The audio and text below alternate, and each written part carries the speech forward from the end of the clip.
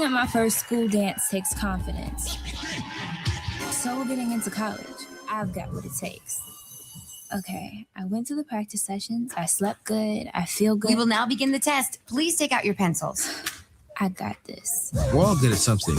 Maybe it's breakdancing or skateboarding or video games. Whatever you're good at, you had the skills to make it happen. And those same skills will help us get to college. Visit knowhowtogo.org to learn what you should be doing right now to prepare for college. Start taking the steps at knowhowtogo.org. I've got what it takes. So do you. Brought to you by the American Council on Education, Lumina Foundation, and the Ad Council. Oh! You are round MVP. Yeah, man. Yo, Drew, I finally got round MVP. Round MVP. No way. That was some ownage. It's a good thing you got me as your wingman. Right. You mean when you threw that flash grenade at me? Whatever, man. Huge round. Seriously, great stuff. Finally earning round MVP takes determination. So will getting into college. I've got what it takes. All right, class. I'm going to pass back your tests. And a high score goes to Brian. Oh, yeah. High score, baby. We're all good at something. Maybe it's breakdancing or skateboarding or video games. Whatever you're good at, you have the skills to make it happen. And those same skills will help you get to college. Visit knowhowtogo.org to learn what you should be doing right now to prepare for college. Start taking the steps at knowhowtogo.org. I've got what it takes. So do you. Brought to you by the American Council on Education, Lumina Foundation, and the Ad Council. Look at all the cars. Lots of colored cars. Ah, there's a blue one. Isn't it pretty? Ooh, look how fast that red one's going. It's red like that stop sign. Like my jacket. This is a 38-year-old man. My jacket's not a car, is it? Is my jacket a car? My jacket is red, but it doesn't go fast. He may sound a little strange to you and me. Vroom, vroom, vroom.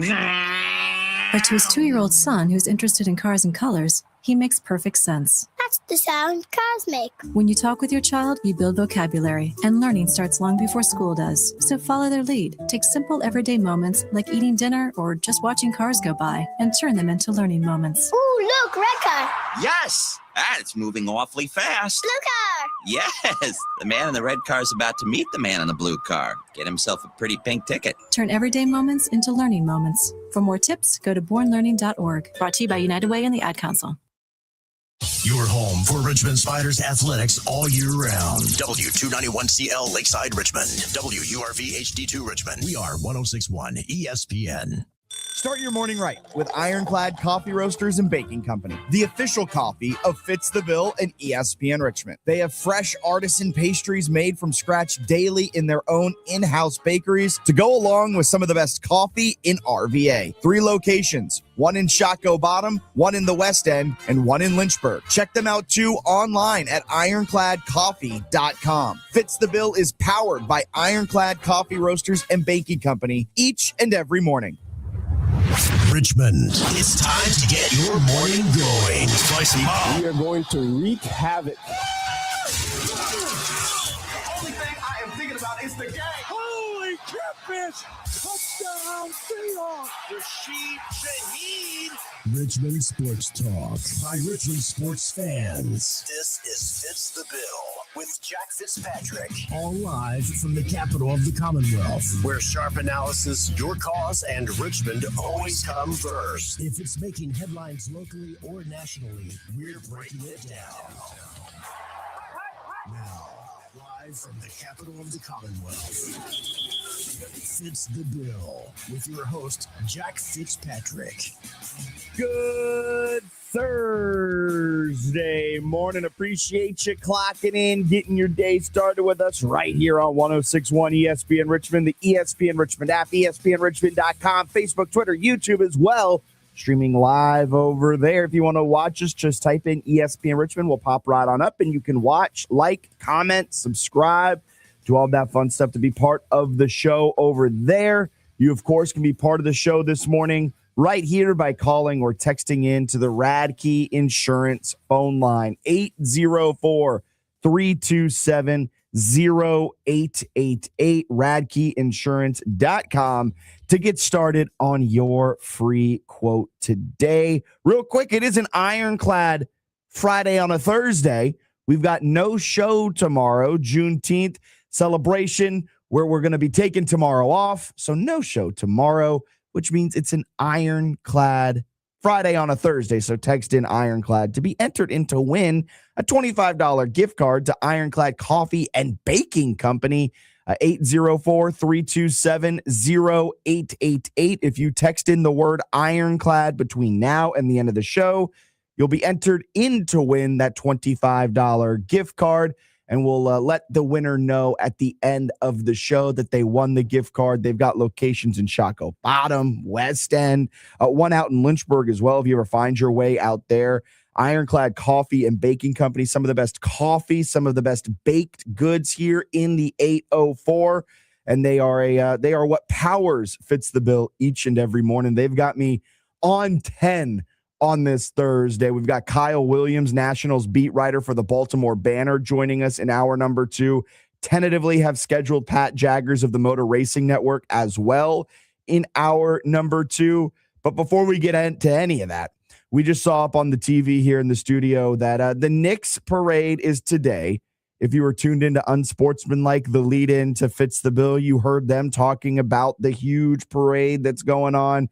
They had Nuno, one of their producers, trying to get in. Apparently, it's already packed like sardines over there in NYC. And it leads me to this. And I feel bad saying this, but James Dolan went on WFAN yesterday up in New York City. And based on what he said, I think this might be the last New York Knicks championship parade in quite some time. James Dolan, fresh off the heels of winning the NBA championship, right? You've got the fan base at a fever pitch. They are so excited, man. What does he do? He goes on WFAN calling it suicidal if this team enters into the second apron. Whoa. That's pretty big. Because if you look at how the New York Knicks have everything set up right now, they're only about $13 million under the second apron. And if they refuse to go into that second apron, that means they're likely going to lose Mitchell Robinson. They're likely going to lose Landry Shamet and lose a ton of other role players and bench players that, let's face it, were key in getting them there. Landry Shamet was massive in the playoffs. You look at what he did in the Eastern Conference Finals against the Cleveland Cavaliers, right? He missed, I think, in total 1 3-point shot in that Eastern Conference Finals. The dude was absolutely automatic. And they're going to willingly walk away, part ways with Shamet, with Mitchell Robinson. Mitchell Robinson is the heartbeat of the New York Knicks. Now, I get it. You might be saying, Jack, what the heck even is the second apron? I hear that all the time, but no one's really ever explained it. Well, look, the NBA has what we call a soft cap, right? You've got the salary cap, which is just more of a suggestion. You know, this is how much you're allowed to spend. Wink, wink, nudge, nudge. If you go over that, well, you enter into luxury tax territory. And essentially for, let's say, every dollar that you go over the salary cap, your luxury tax is $2 for every dollar you overspend, plus or minus a couple there. Then you enter into the first apron, which is a set of money of you going over the salary cap, where you have some restrictions on how you can operate. Your luxury tax is a little higher, and it's just not a place you necessarily want to be, but it's not terrible. If you're winning basketball games, the first apron's not a terrible place to be in. The second apron is what James Dolan, the owner of the New York Knicks, called suicidal if you enter it. There are a ton of restrictions that happen when you enter into the second apron. Some of the restrictions in the second apron include no aggregation of salaries in trades. So essentially, you can't trade 2 $5 million guys for one $10 million guy. No taxpayer mid-level exception. You can't use the mid-level on a veteran to bring them in free agency. No trading cash. You can only trade players. No sign-in trades. Plus, all first apron restrictions apply to you. No MLE, no mid-level exception. Can't take back more than you send in trades, and can't use prior year trade exceptions. Harshest penalty when you're in the second apron, if you finish a season above the second apron, your first round pick 7 years out gets frozen, can't be traded. You stay above the second apron in 2 of the next 4 years, and that pick 7 years from now automatically falls to number 30. So that's the harshest penalty, and that's why Dolan doesn't want to go into the second apron. It really handcuffs what you can do in terms of movement, in terms of roster building. And currently, the second apron is at $221.7 million in team payroll. Currently, the Knicks are obligated to spend $208.8 million next year across the 10 players they have under contract. So what's that? About $13 million of breathing room.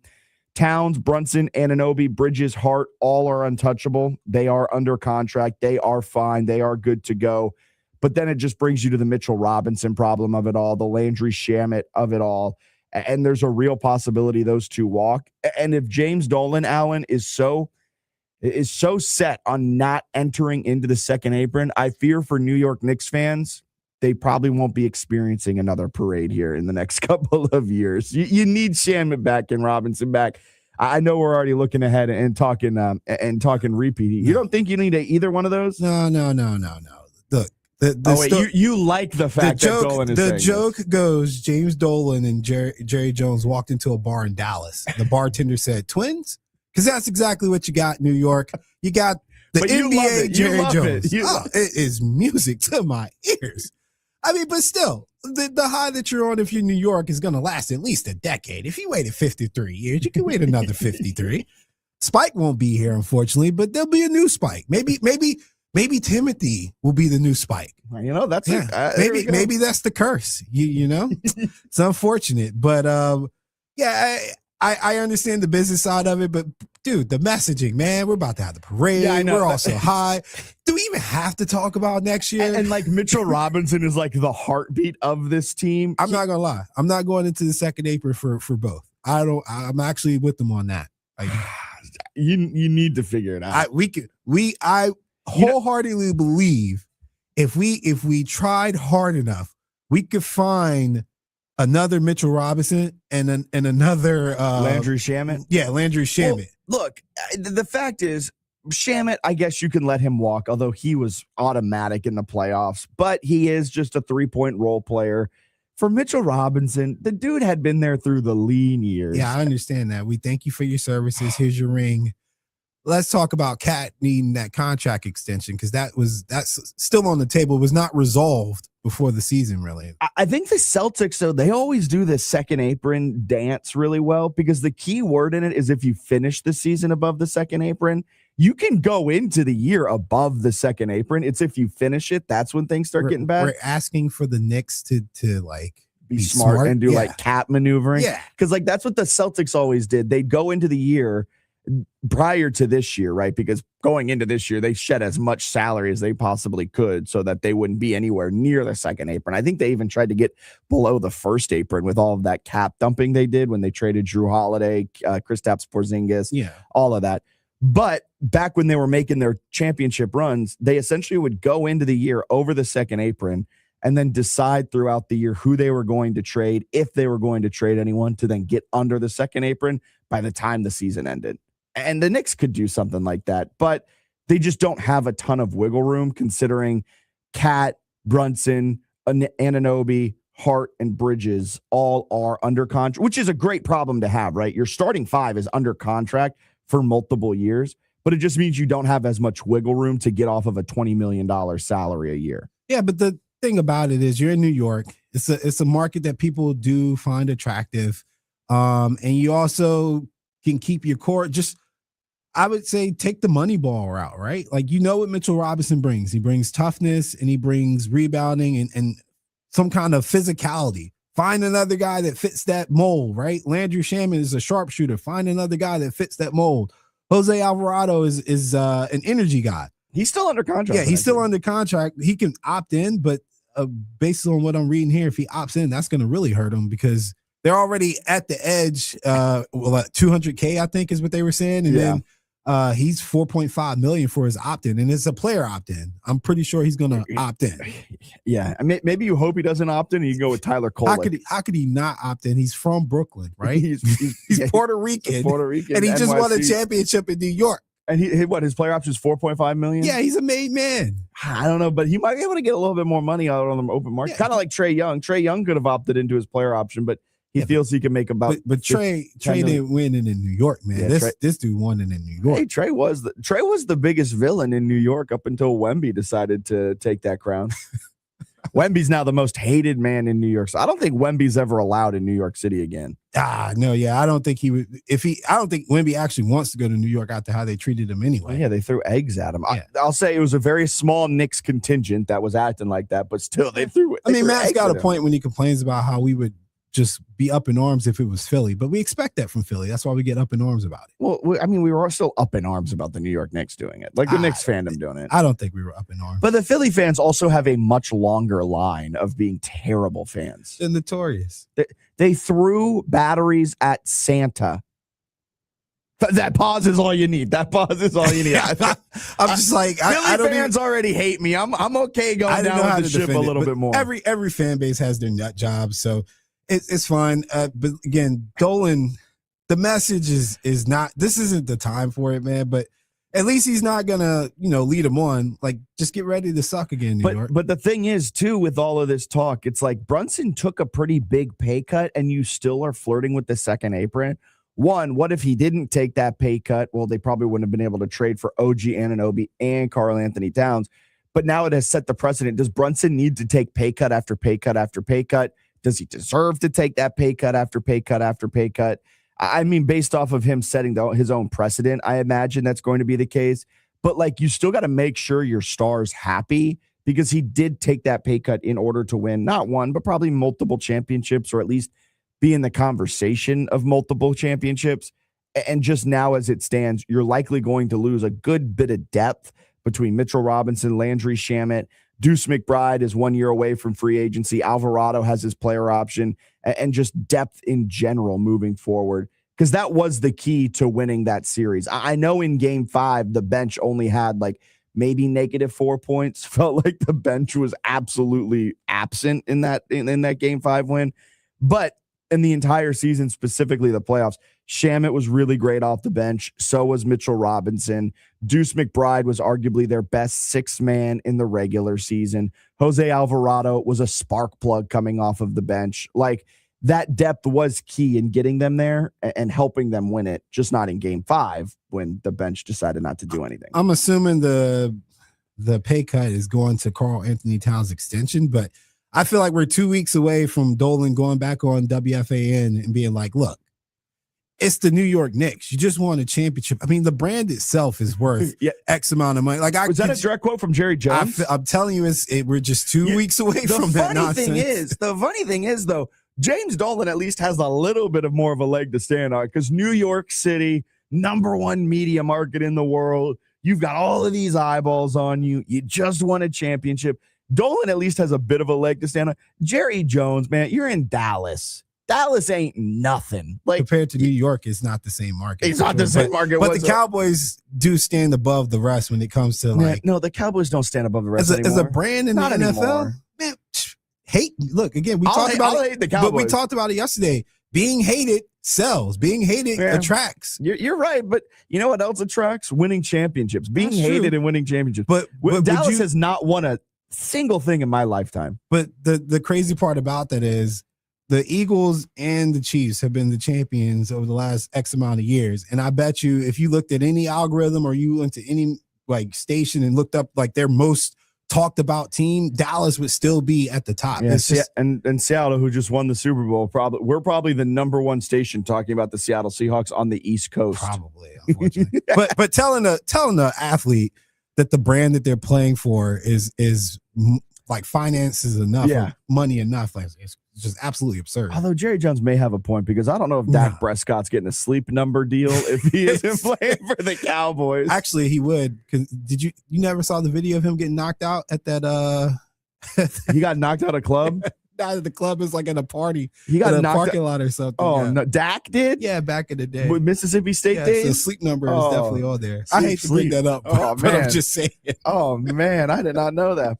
Poor him. Yeah, his O-line didn't protect him at all. Oh yeah, I bet not. I mean, he was probably mouthing off if the O-line didn't step up. It was like Panama or something like that. Like he was in Panama. He was either in Panama or was like some kind of Panama festival. It was a while ago. He's probably a year or two removed from college, or even probably still in college. But either way, it was a while ago. But don't mess with the folks from Panama, man. Let them be happy. Yeah, exactly. All right, man. All right. On that note, you can Google it. I'm going to Google it during the break for sure. Text in 804-327-0888 the word ironclad between now and the end of the show. You'll be entered in to win a $25 gift card to Ironclad Coffee and Baking Company, locations in Shockoe Bottom, the West End, one out in Lynchburg. If you ever find your way out there, they've got some of the best coffee baked goods in the 804. You can try it for yourself with a $25 gift card. Just text in the word ironclad. You'll be entered in to win. We'll announce the winner at the end of the show. 804-327-0888. Fitz the Bill, Richmond's morning sports talk. Back in a moment. If you want to talk Braves baseball, here comes some late night dynamite here at Truist Park. There's only one place in town to turn for all the action.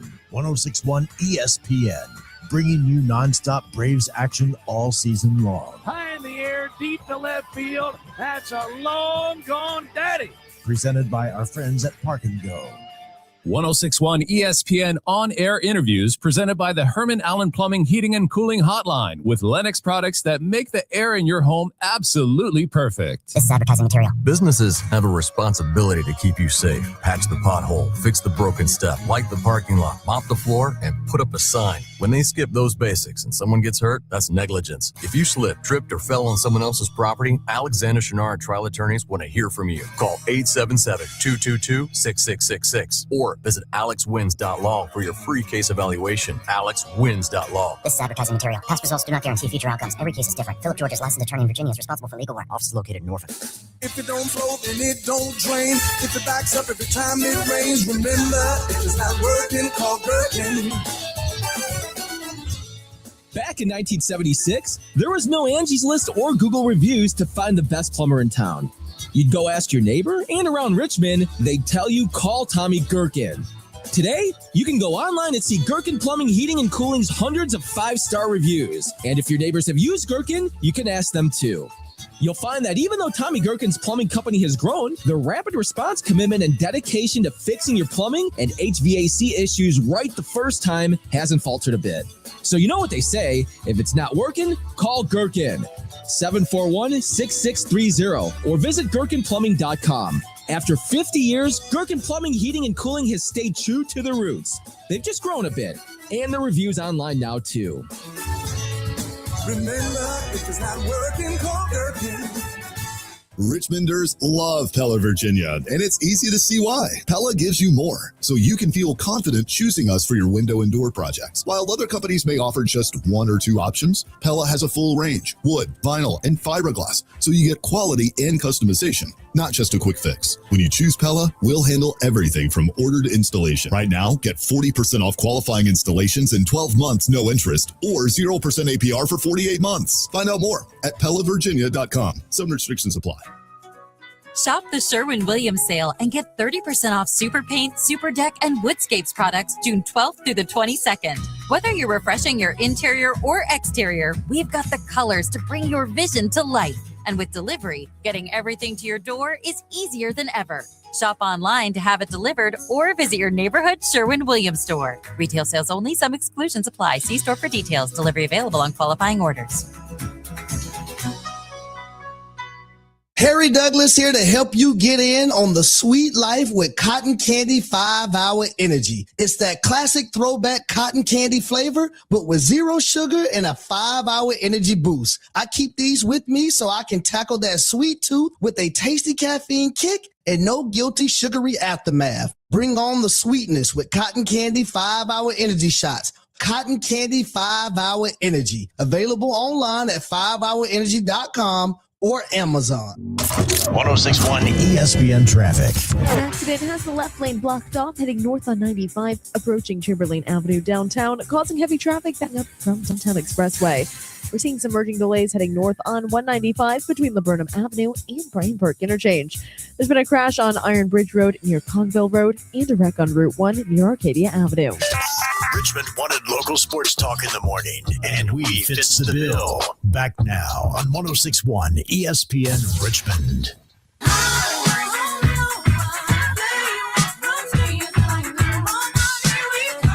Welcome back in. Fits the bill on this Thursday edition.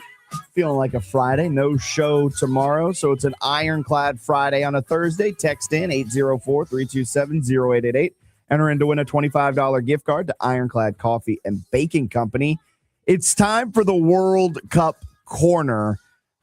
Some interesting results yesterday. My Croatians, man, they didn't come through. That PK they gave to England, bunch of hooey. He didn't mean to kick him in the penalty box right in the family jewels. He didn't mean to. That's still a penalty. Yeah. Intent matters. No, we definitely don't care about intent. So I threw down at one point in that game. It was when England took a 1-0 lead.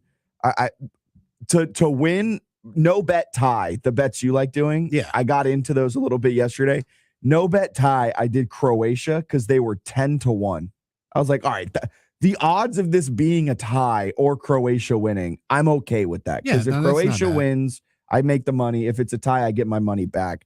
But then Croatia ended up falling 4-2. I wanted to know, do you think Harry Kane heard that you called him not that great of a finisher? No, although that's not exactly what you said. I said PK Kane, I think is what I called him. He showed it too, right? He got that PK. Always good for that PK. But no, he's obviously continued the form that he's been using and showing. I think he's in Bundesliga. Doesn't he play for like Bayern or somebody now? Harry Kane? Yeah, right. I thought he was in the MLS now. Is he? No, he's not MLS. No, and I'm not. He's always rumored. No, he's with Bayern Munich. Yeah, that's what I was gonna say. Yeah, but Bundesliga. He's rumored to be coming to the MLS soon. Probably soon. Yeah, in the next couple years. But I was gonna say I vaguely remember him doing this thing a little bit at in Champions League.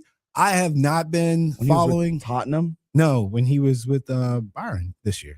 Oh, I thought you were saying you remember him back in the day. Okay, I definitely remember him in Tottenham because I hated him. But I was going to say I have not been keeping up with English Premier League, as our listeners probably know, for most of the year. But I'm happy to see that he's continuing that form because he's having an amazing year.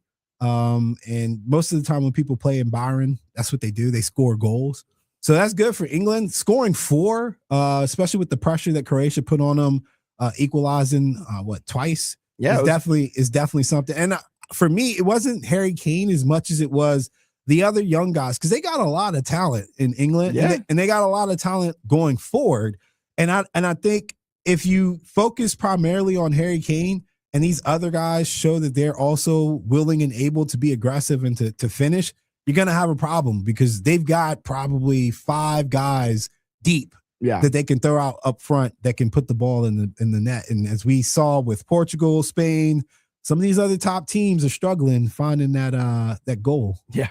Kane ended up with 2 goals. He had the PK in the 12th minute, then notched another one in the 42nd minute. PK, right? Didn't they get a foul? Was the second one a PK? No, he kicked it, got blocked, but then there was a foul. Yeah. Yeah. Or some sort. Jude Bellingham had a 47th minute goal. Marcus Rashford had an 85th minute goal. Croatia got 2. They did level it at halftime 2-2, but then the 2 goals in the second half from Bellingham and Rashford, which proved to be the 2 difference. of the guys that I was referring to. Yeah, like, the young dudes. They're athletic. Yeah, they are very, very good. Portugal and the Congo drew.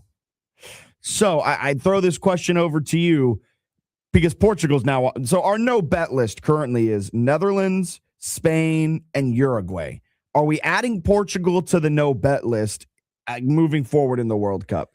Ronaldo did nothing. The Portuguese did nothing. This is a game they should not have drawn. It's not as crazy as Spain drawing with Cape Verde, but it is pretty eye-opening. It was a 1-1 draw at halftime. Portugal got a goal in the 6th minute. Congo found the equalizer in stoppage time, and then there was no goals in the second half. Do you put Portugal on your no bet list? Because they're on mine. So they're not on my no bet list because I didn't bet it. If I had to bet it, then they would be on my no bet list. I also will respectfully disagree. I think this is on the same level as Spain. You do think it's on the same this should not have been a draw. You got Cristiano freaking Ronaldo up front, man. You got so much talent. And the headline the headline on ESPN.com, Portugal have a Ronaldo problem again. Thierry Henry pointed it out.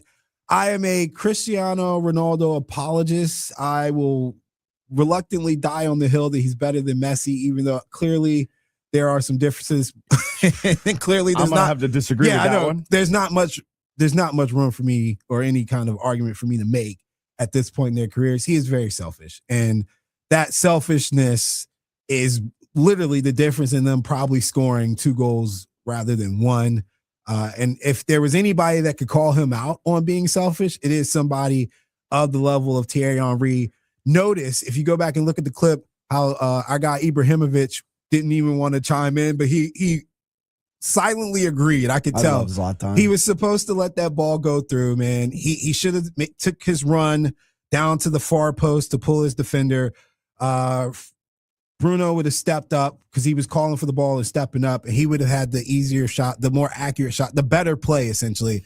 And because Ronaldo is Ronaldo and he wants to score and he wants, obviously the follow-up, the hat trick of Messi, instead of going near far post, he came back near post and missed the shot. It wasn't a great shot. Yeah. And seriously, he's why they lost, in my opinion. He's why they'll continue to struggle on the attack. Having Bruno not involved a lot on the attack for Portugal was wild to me. He's clearly earned that kind of trust from his teammates, even from Cristiano. And so, in my opinion, I don't know if you watched the Colombia game last night, but James Rodriguez is essentially like their Cristiano Ronaldo. And they had him more out wide, not in the center, and had him more of a facilitator. Cristiano needs to go back to being that. He's never going to do that. Yeah, and if he's not going to do it, then I hate to say it, man, but if we're trying to win, he's got to sit. Yes. I think if we're trying to win. I think that was known coming into this World Cup. But the manager doesn't seem like he's on board with it. Ronaldo has aged the worst. Like, we talked about it with Tosin when we were leading into the World Cup. We're like, there's some aging stars. There's some older guys in this World Cup where, this might be their last one. Guys, it should be their last like one. Messi, Not even Ronaldo, Harry Kane. This could potentially be his last one. The Croatian team as a whole, because their entire midfield. Modric is like 60. Son, who is now with the LAFC, South played Korea, at Tottenham. should be done too. Yeah, he's around 31, 32. Could potentially be his last one. Ronaldo has aged the worst out of all of them. I know he's on the older side of that group, just period. So of course he'll age the worst. But like his game has not evolved in the way. And I know Messi's playing in MLS, but then Messi on the world stage goes and hits a hat trick, right? Like Messi's game has aged. All of these still guys looks like Messi. Yeah, where Ronaldo looks like me. Like genuinely, he looks bad. He doesn't make the necessary runs, and his whole focus is on him finishing. Exactly. Not the team. He's not a team player. And I feel like that's always been the Ronaldo knock against him. But he was just such an elite level player that it didn't matter if he was selfish. Now it matters. My bias won't let me agree with that, but yes. Other games, Ghana, Panama. Ghana won 1-0 over Panama. Panama, according to all advanced metrics and ratings, were the better team in that game. Which is weird. Which was very weird. Ghana was favored, though, by the betting markets, which was then also weird. Because Panama had all of the advanced stats that favored them that typically betting markets take into account. Ghana's got some talent, and it's crazy too. I think was not talked about. The betting markets look at where these guys play their domestic leagues at, and so if you got affiliations with EPL or any other big leagues or big teams, you're going to get a bump up. So Ghana got that bump up, and that's what I'm assuming it is. They won 1-0, and the betting markets were right. Was not able to watch that. I was at the Richmond Ivy game, and the Ivy won by penalty kick. So it was hilarious to me, the optics of, you could tell a lot of people wanted to watch the World Cup and probably chose to watch the World Cup, but we got a treat yesterday with the Ivy on PK, so it's cool. Heck yeah. I was not able to watch either the Ghana-Panama game or the Uzbekistan-Colombia game. I call it Colombia-Uzbekistan. Okay. 3-1 win. I was out at a birthday dinner. I forgot that word. Birthday dinner for Eva. It's her birthday today. So we got reservations at Stella's, and I recommend that over watching a 1-0 Ghana win. Yeah. And personally. I would recommend it over staying up for Colombia, Uzbekistan. Yeah. Although Uzbekistan made history, a lot of history being made in the World Cup. These teams getting their first chance at the World Cup, scoring their first goals, putting pressure on some of these people. I love that part of it, and people have been, and like there are some bad games in here, but there are bad games there all the time. Yeah, I mean, you get a tournament, you're gonna have that. You're gonna have some bad. I mean, heck, you even get it in the knockout stage. Remember a couple of years ago when Germany beat Brazil like 7-1? Like that's it. Depends on which side you're on if that was bad. Well, were you on the Germany side? Oh, of course. Oh my God, just obliterated Brazil. But like you get some bad games regardless, just the way that this thing kind of unfolds. So I'm okay with that. And I love seeing the expanded field because you get Scotland, who gets to celebrate their first win in over 30 years. You get teams like Cape Verde just getting a chance to get in. Curacao, how much it meant to them just to score that goal and equalize it for 17 minutes with Germany. Then Germany would go on to just absolutely obliterate them. But like, poor Germany. You get these moments where it's like, this is awesome. You see how much it matters. And you get some crazy results like Spain drawing with Cape Verde, Portugal drawing with Congo. And it means so much to these nations. And it's pretty darn cool to watch. Now, disclaimer, if this event was run by the NCAA, Uzbekistan wouldn't get in, yes, and Cape Verde. That's the other point. Like we're letting the mid majors like in, Poland and some of these other bigger countries, or it would be Portugal's U20 team. Yeah. It would be who can make us the most money. Because I don't want this to come up in 2-3 months. Somebody's like, you were hyping up the World Cup being expanded, but you don't like expanded college football playoffs. No, it's not the same. It's not the same. I don't like an NCAA tournament expanded either. Because those spots aren't going to the mid-majors. To the Cape Verde. Because that's something that FIFA does kind of well. I mean, they are a very corrupt organization. I shouldn't say that too loudly. I shouldn't. They are. It's like Scientology. They'll find you if you talk bad again. Find me. I mean, it's the truth. But like they've got it where each region gets X amount of teams in. So it's not like Europe can just push all of their teams in and get everyone in. Each region gets a set number of teams in. Like, should CONCACAF have 7 teams in? Probably not, but it gives you really fun stories of these tiny nations finding their way in. Oh, wait. Maybe that's what the NCAA tournament should do. All right, this many P4s get in, this many mid-majors get in. Pulisic, is he playing or not? Like they keep dangling the carrot. Is he playing or not? I think he's playing. I think they're just being ultra cautious. And like, if we're being ultra cautious, then just be honest and set him. We're not getting any strategic advantage. He worked out off on the side, kind of solo on the entire time. Monday. He did not work out with the team Tuesday. He did not work out, period, on Tuesday. Rest day, maybe. And then yesterday, again, he worked out on the side away from the team. And he's got a sleeve on his calf. They're saying calf strain? They're saying calf. He got kicked in the calf, and it was a re-aggravation of an injury he sustained earlier. Look, you got the 3 points against Paraguay. Yeah, you got the +3 goal differential. In theory, Australia is a team that you should beat. Maybe you do start him on the bench. I don't think it's that bad. I think this is just the way that they're going to kind of load manage Pulisic. I think that's what it is. And I don't think he's our most important player. I don't know, man.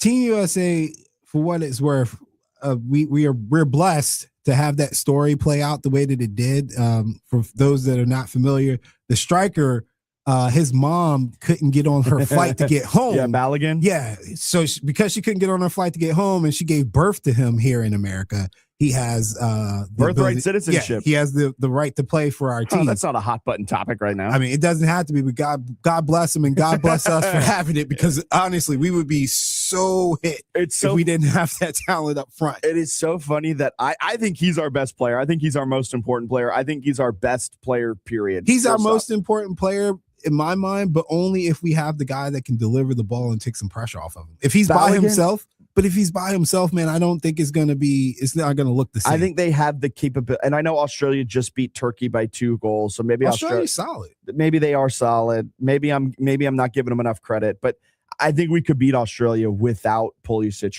on the field. I would hope we could, but yeah, the Balogun story is absolutely I have insane. a lot of PTSD of having too much hope and faith in U.S. soccer, right? I don't want to get too optimistic and think that we live in a world where our golden boy could sit Like our Landon Donovan can sit and we would still win. He's not our golden boy. Pulisic is our injured boy. The dude never is available in our biggest moments, and he's always playing hurt, and we always hype him up. He hasn't played. Yeah, sure, but he's not our golden boy. But you got to prove that you're our golden boy.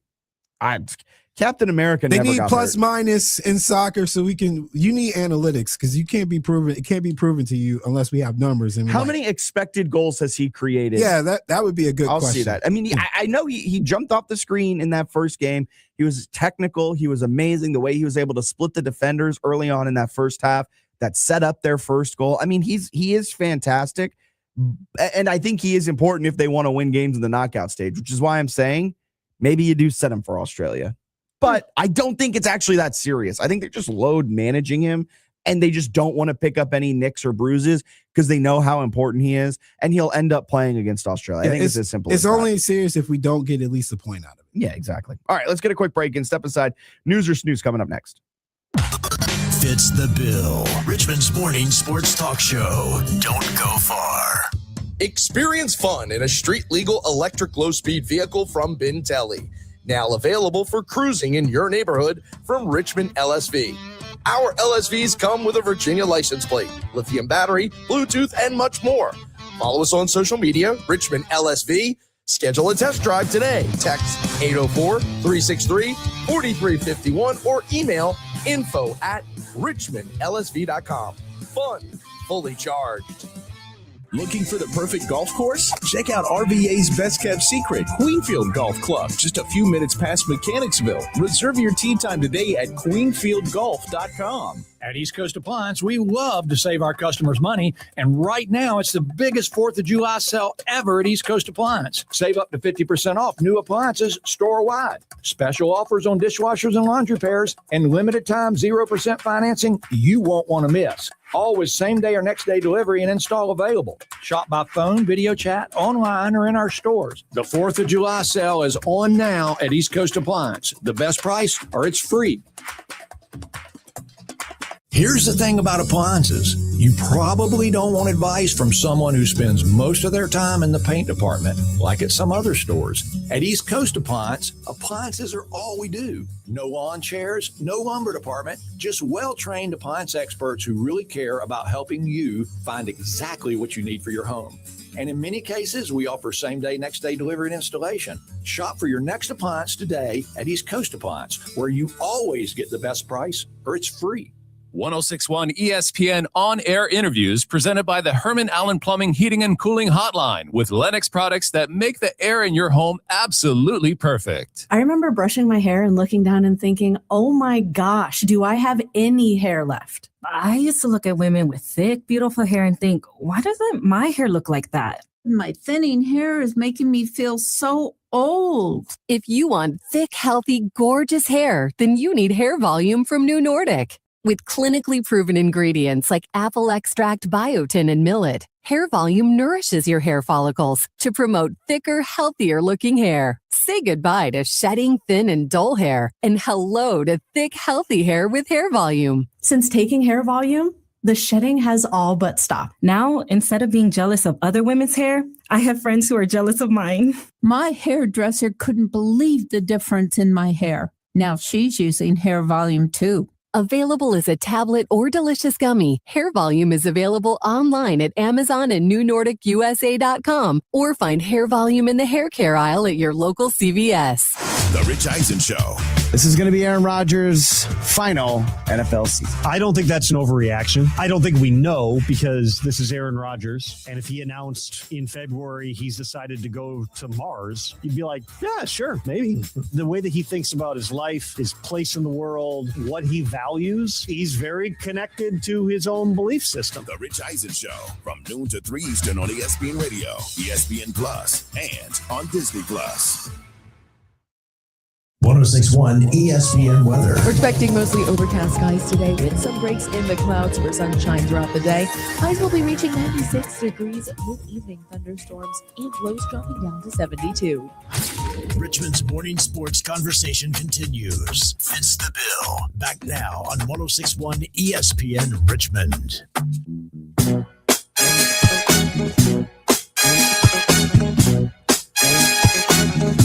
Welcome back in. Fitz the Bill on this Thursday morning. Jack Fitzpatrick, Alan alongside. Appreciate you clocking in, making us part of your morning. We head on out to the phone lines. Line one, we've got Bruce. Good morning, Bruce. How we doing? Good morning, Fitz. Good morning, Alan. Happy celebratory Juneteenth to each of you and each of your listeners in the audience. You should check out Dory Park. Like we said yesterday, it's going to be off the blicker on Saturday.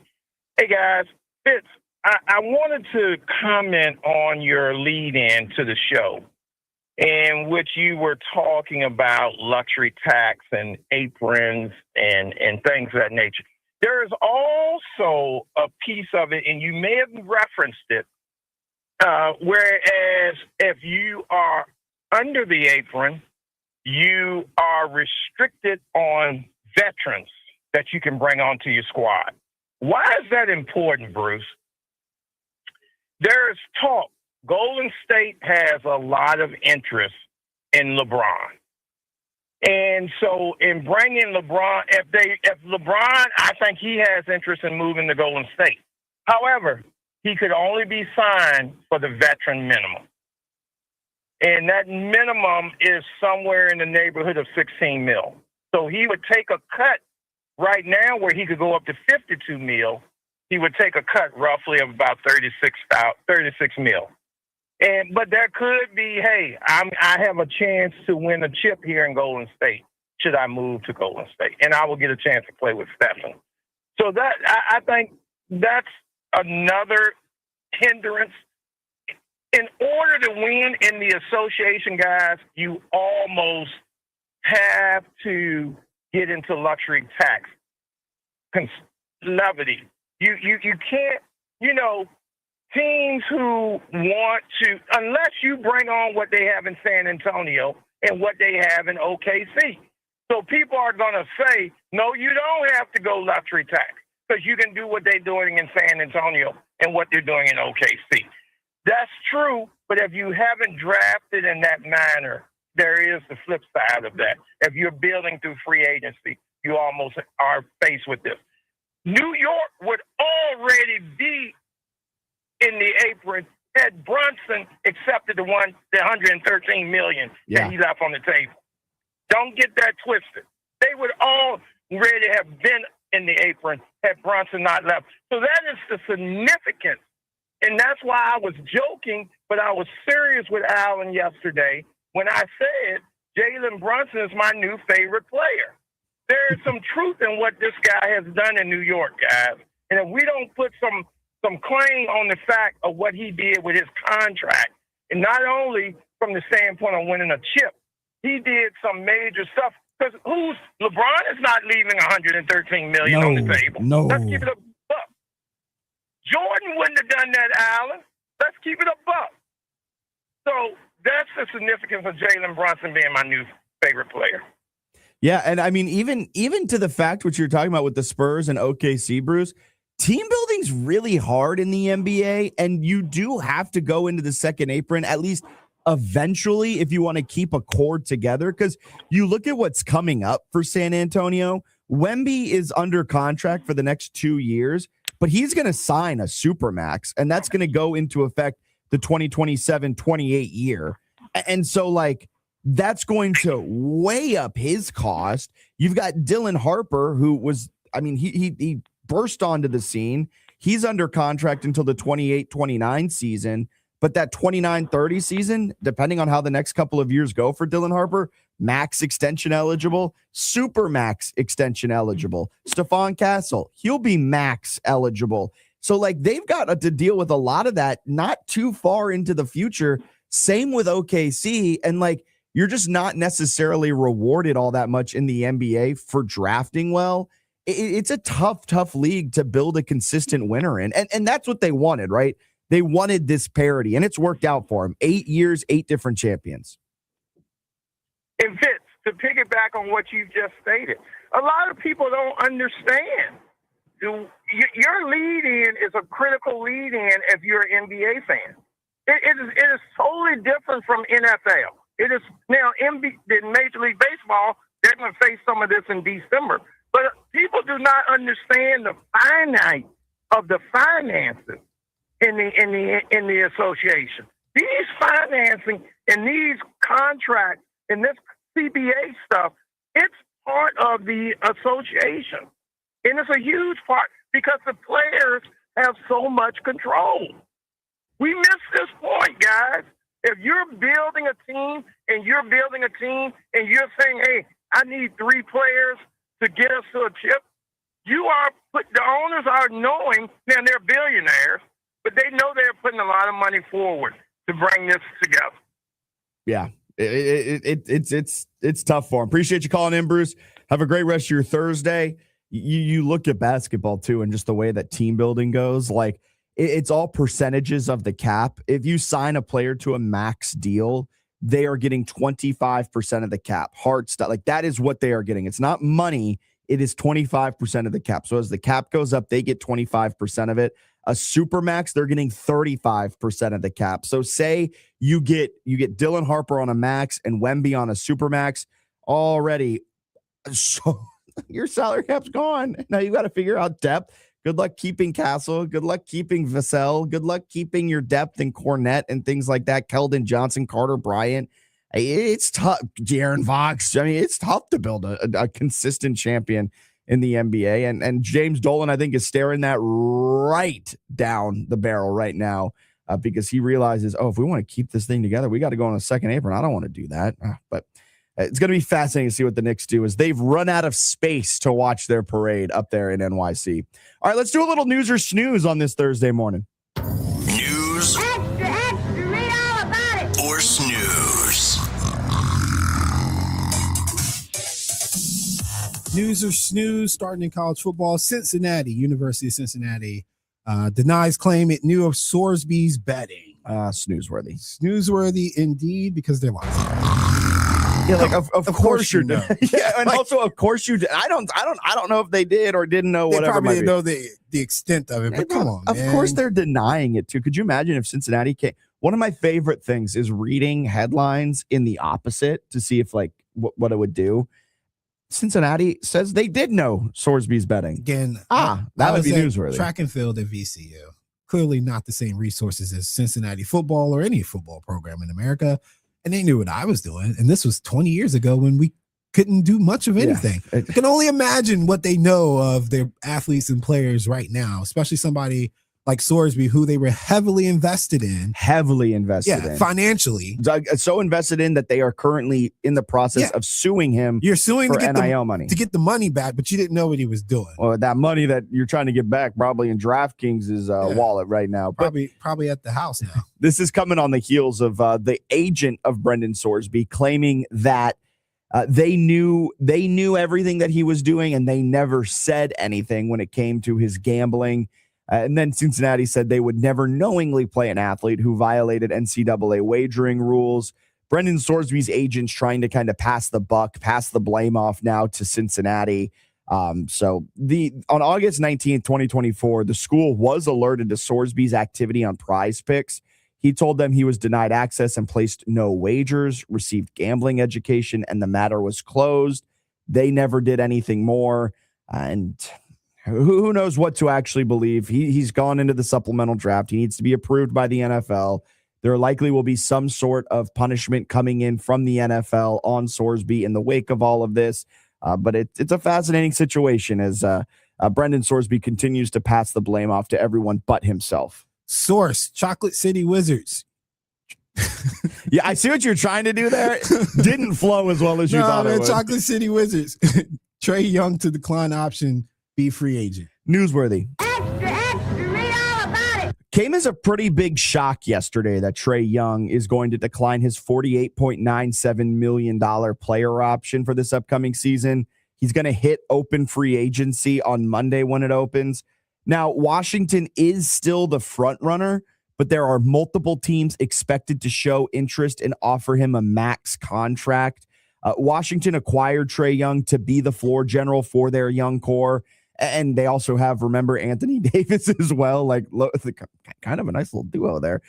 Now, made of glass duo. Those two are always hurt. But if they can play, man, with either AJ DeBonsa out there, the BYU big man, maybe you get Darren Peterson out there as well. Who knows? But the Wizards thought they could get Young to be the floor general, pair him alongside Anthony Davis, their young core, and it could get Washington back into playoff contention. This throws a little wrench in it because they're likely going to have to pay Trae Young a little bit more than they were necessarily expecting. But they are still the front runners to get Trae Young, and they're trying to get him back into the building. Yeah, it's very interesting that he would decline, considering how much fuss was made about coming to here and how much he like hyped up, how much he liked it. Anyway. I hate agents. Well, it's their job to be annoying. So. Their job is to maximize the value for their athletes. But the reason they're maximizing the value for their athlete is so that they get bigger paychecks. I think you just hate the methods that they use. Kind of, a little bit. You really, whatever. James Dolan says second apron, not an option for the Knicks. Newsworthy. We talked about it earlier, but it's newsworthy because they're going to likely need to be in the second apron if they want to keep this bing bong. That's what they're not hearing in New York. They've closed down subway stations today because they don't want people getting off of them because the parade is that crowded. God, it's NYPD tweeted out that like essentially all of the stops along the parade route are now closed, and the subway will not stop at them. Most anticipated parade in how long? Ever? Maybe ever. But so he just draws a line. They won't go into the second apron. They're $13 million right now below the second apron. Mitchell Robinson, he's going to be eligible for a $15 million extension this offseason. So that means they won't keep him. Landry Shamet as well. So that's the interesting part of all of this. Cat extension also looms large over all of it. He's going to be kind of the variable that impacts so much. So I mean, if you told me if you could guarantee it, take this pay cut, you get a championship, I would have done it too. He bet on himself. That's cool. But yeah, no other athlete. You know what it is? It's probably the expectations that come with it too. Like he didn't have expectations to win a championship, but like Bron and Jordan and them had to win the championship. Yes. Man. Yeah. So I think, it's a little different perspective or different mindset for them. And also their talent levels were massively different. So they want to be compensated. I don't think Brunson ever considered himself a market driver, but like LeBron literally changed the economy of the city of Cleveland. Truly. And I'm pretty sure Jordan changed the economy of the city of Chicago, which is a big market to do that. It's a top 5 market. It's impressive to do. Yeah. So like, kind of have to be compensated, honestly. I think I get it. So, and we'll see how the offseason plays out for the old New York Knicks. You're seeing how the offseason is going to play out. They done told you they're not spending money. They're not doing anything. They're not running it back if it costs too much. So Act 2 is going to have to be a totally different movie, different actors, different director, and all that good stuff. No more Ben Stiller. Ben Stiller announced that they're doing a documentary on the New York Knicks, produced on HBO and A24. So you won't be able to get him again. You can't go over the second apron to get a new director to come. Right? Gonna have a whole new set of fans in the celebrity row. It's gonna be crap. I was trying to think of the opposite of Spike real quick. Instead of Spike Lee, it's better chill out. Spike Lee will pull up on you messing with his name, man. Instead of Timothy Chalamet, it's Jimothy Chalamet. it's all the off-brand. Oh man, who's gonna play Wemby? Wombo will play Wemby. He'll be Spanish. U.S. Open, taking a look over there real quick. U.S. Open tournament leaderboard updates presented exclusively by Richmond LSV. Scheduled test drive today for street legal low-speed vehicle at richmondlsv.com. Play has been paused up there in New York for heavy fog. That happens in New York. Yeah, it does. They thought they'd be getting too much wind, storms rolling through. No, that hasn't hit just yet, although the U.S. Open has said that they are going to slow the greens down a ton because the winds will be whipping so much. They don't want the balls moving on the green, so they're keeping it real wet so the greens move real slow. That's something to keep in mind. They did have 14 players get through at least one hole before they had to pause play this morning due to the heavy fog. As it stands now, there's a lot of guys at even par. Not a shock there. The furthest anyone's gotten on the course is through 2. James Nicholas is atop the leaderboard alongside Caleb Surratt, Ethan Fang, Jaden Shaper, Jackson Suber, Cooper Dussey, Chase Keys, and Alejandro Tosti. Stop me if you know any of these names. They're all even par. We'll see when it resumes, because it's fog right now. And Nicholas, take a screenshot right now. You're the leader. Jay Nicholas. Nicholas is leading. I would so do that if I was him. I would screenshot it and post it and be like, they're scared to play me or something crazy like that. Man, they paused the whole thing because I got out to a fast start. You hate to see it.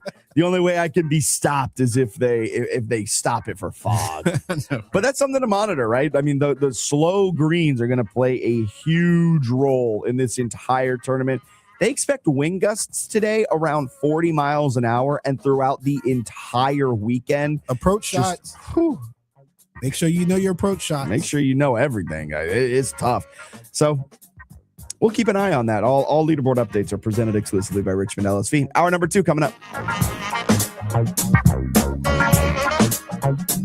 Do you work in healthcare? Your new future starts here. Eisenhower Health is recruiting for a variety of specialties in Southern California's beautiful Palm Springs area. Join a team where advanced care, compassion, and community come together at one of America's premier medical centers. At Eisenhower Health, you will deliver top-tier care with advanced technology while enjoying an exceptional quality of life. Find your place at Eisenhower Health. Visit emc.org/healthcarepros. That's emc.org/healthcarepros. We'll welcome you home. You can only stare at the same conference room walls for so long. At Back 9 Golf in Midlothian, business works a little differently.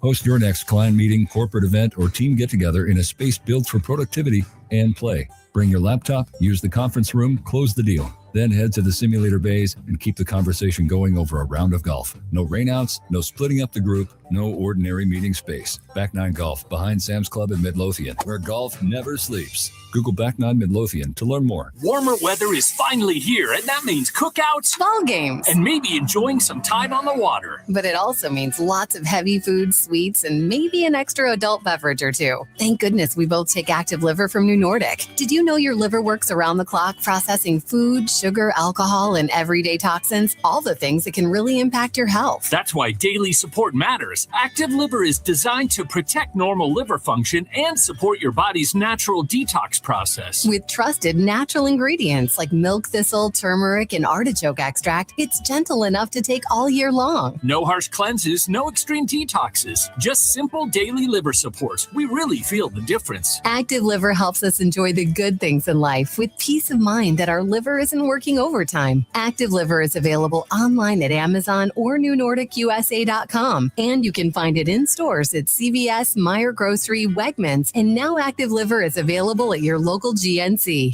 Your home for Richmond Spiders athletics all year round. W291CL Lakeside Richmond. WURV HD2 Richmond. We are 1061 ESPN.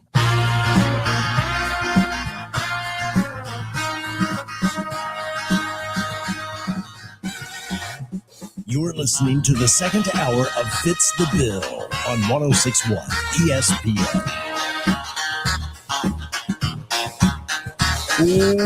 Welcome in hour number 2 of Fitz the Bill right here on this Thursday morning. It's an Ironclad Friday on a Thursday. Text in the word Ironclad here between now and the end of the show, 804-327-0888. You'll be entered in to win a $25 gift card to Ironclad Coffee and Baking Company. We're streaming on Facebook, Twitter, and YouTube.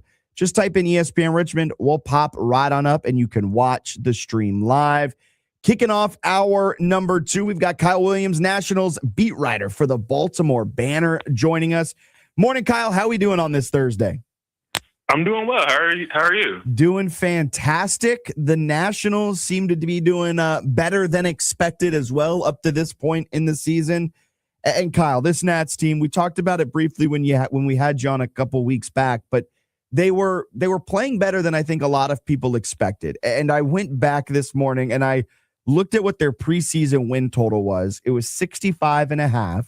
Then I did some math. I put on my math cap and I tried to figure out, based on their current win percentage, how many wins will they have at the end of the year? And based off of my advanced calculations, looks to be around 84 wins. So they're outperforming their preseason expectations. In your view, what's been the key to this success early on? I mean, I feel like it's been talked about ad nauseum, but that offense, just how explosive, timely, and lethal it is, driving the team so far. When you have somebody like James Wood leading off, who's been one of the best pure hitters in baseball this year. I mean, I don't think the numbers do him justice in terms of like how good he's been. I mean, just setting the tone. I mean, but what's really helped over the past month is getting contributions up and down the lineup. Luis Garcia hitting that homer on Saturday that was key in them coming back and winning after allowing 3 in the 5th. Or, Curtis Meade, tapping into the raw power that he's always had, but being able to do it more consistently. And then Dalen Lyle, Dylan Cruz is starting to show better flashes with more power potential. It's just when you have all of those things humming at the rate that they are, that's kind of what's been leading this resurgence. And, also Miles Michael is kind of finding who he is and just resetting and putting together, quality outings. Zach Patel, until recent, the past 2 starts haven't been ideally what he wants. But before that, he was on a really impressive stretch where he was, getting, 5 innings and 1-2 run games. So, it's like a confluence of things. But if I had to pick one leading factor, it's definitely the offense and just their consistency and explosiveness over this first couple of months of the season. Kyle, when you were coming into this beat and you were beginning covering the Nationals, what were your expectations for this season? I mean, I'd be remiss if I said anything other than I didn't expect it to be competitive baseball played. It's just ground one of a rebuild. You saw what the record was last year. They didn't make many, hires. I mean, many signings this past offseason. Like Zach Littell is probably their headline signing. But then, I did not expect them to be fighting for a third wild card spot in June. I can tell you that. and look, I know the All-Star break's about 3 weeks or so away, but that always seems to be a very interesting portion of a season, specifically for a young team. They're red hot maybe before the All-Star break comes, and then things start to cool off a little bit in the second half of the season. How does this young Nats team keep the momentum rolling now, I mean, through the next 3 weeks into the All-Star break, but then more importantly, the back half of this season? I think that's probably, coming, you mentioned what did I have expectations coming into, the job. One thing I'm going to keep a close eye on is how do CJ and James perform in the second half of the season? I know James in particular had a very was very poor at the end of last year. He was chasing, he was striking out at a high rate. And just how does he mentioned his legs weren't strong enough down the stretch of the season. So how does he perform better this time around? Same thing with CJ. CJ's put together all-star first halves before and then faltered in the second half. And, baseball is more than 2 players, but the Nationals, I feel more than most teams, their 2 players are paramount into their success. And so how do CJ and James, handle the entire 162 or close to it is going to be key for this team and how, successful they are going forward. And then also the pitching stuff, how real are the changes that, Simon Matthews and the pitching staff have made to, Miles Michael, Zach Littell, and just and can they just keep that consistency going? Those are probably the key factors for me. Kyle Williams, Nationals beat writer for the Baltimore Banner, joining us on this Thursday morning. And I think we talked about it the last time you came on, and I just want to get a kind of refresh on it. And it's something that a lot of people talk about when they bring up the Nats, right? It's these home and away splits, man. Their record's worse. Their average at the plate is about 10 points worse at home. ERA is worse at home. What do you make of it? Is it as simple as they play better teams at home up to this point in the season? They play worse teams on the road? Or is it just that they can kind of lock in when they go on the road and they're away from quote unquote distractions and things of that sort? It's been hard for me to, they've been asked about this and they can't really pinpoint anything. I mean, just in May from when I really started on the beat, they beat the Reds, in a series. They beat Baltimore at home. They beat the Mets at home. Then they beat the Braves. They beat the Braves and the Guardians in back-to-back series on the road. And so it's weird, like the home road splits, because there's really no like one like, oh, this is the reason why. Like it's the same with how they perform in day games versus night games, you know.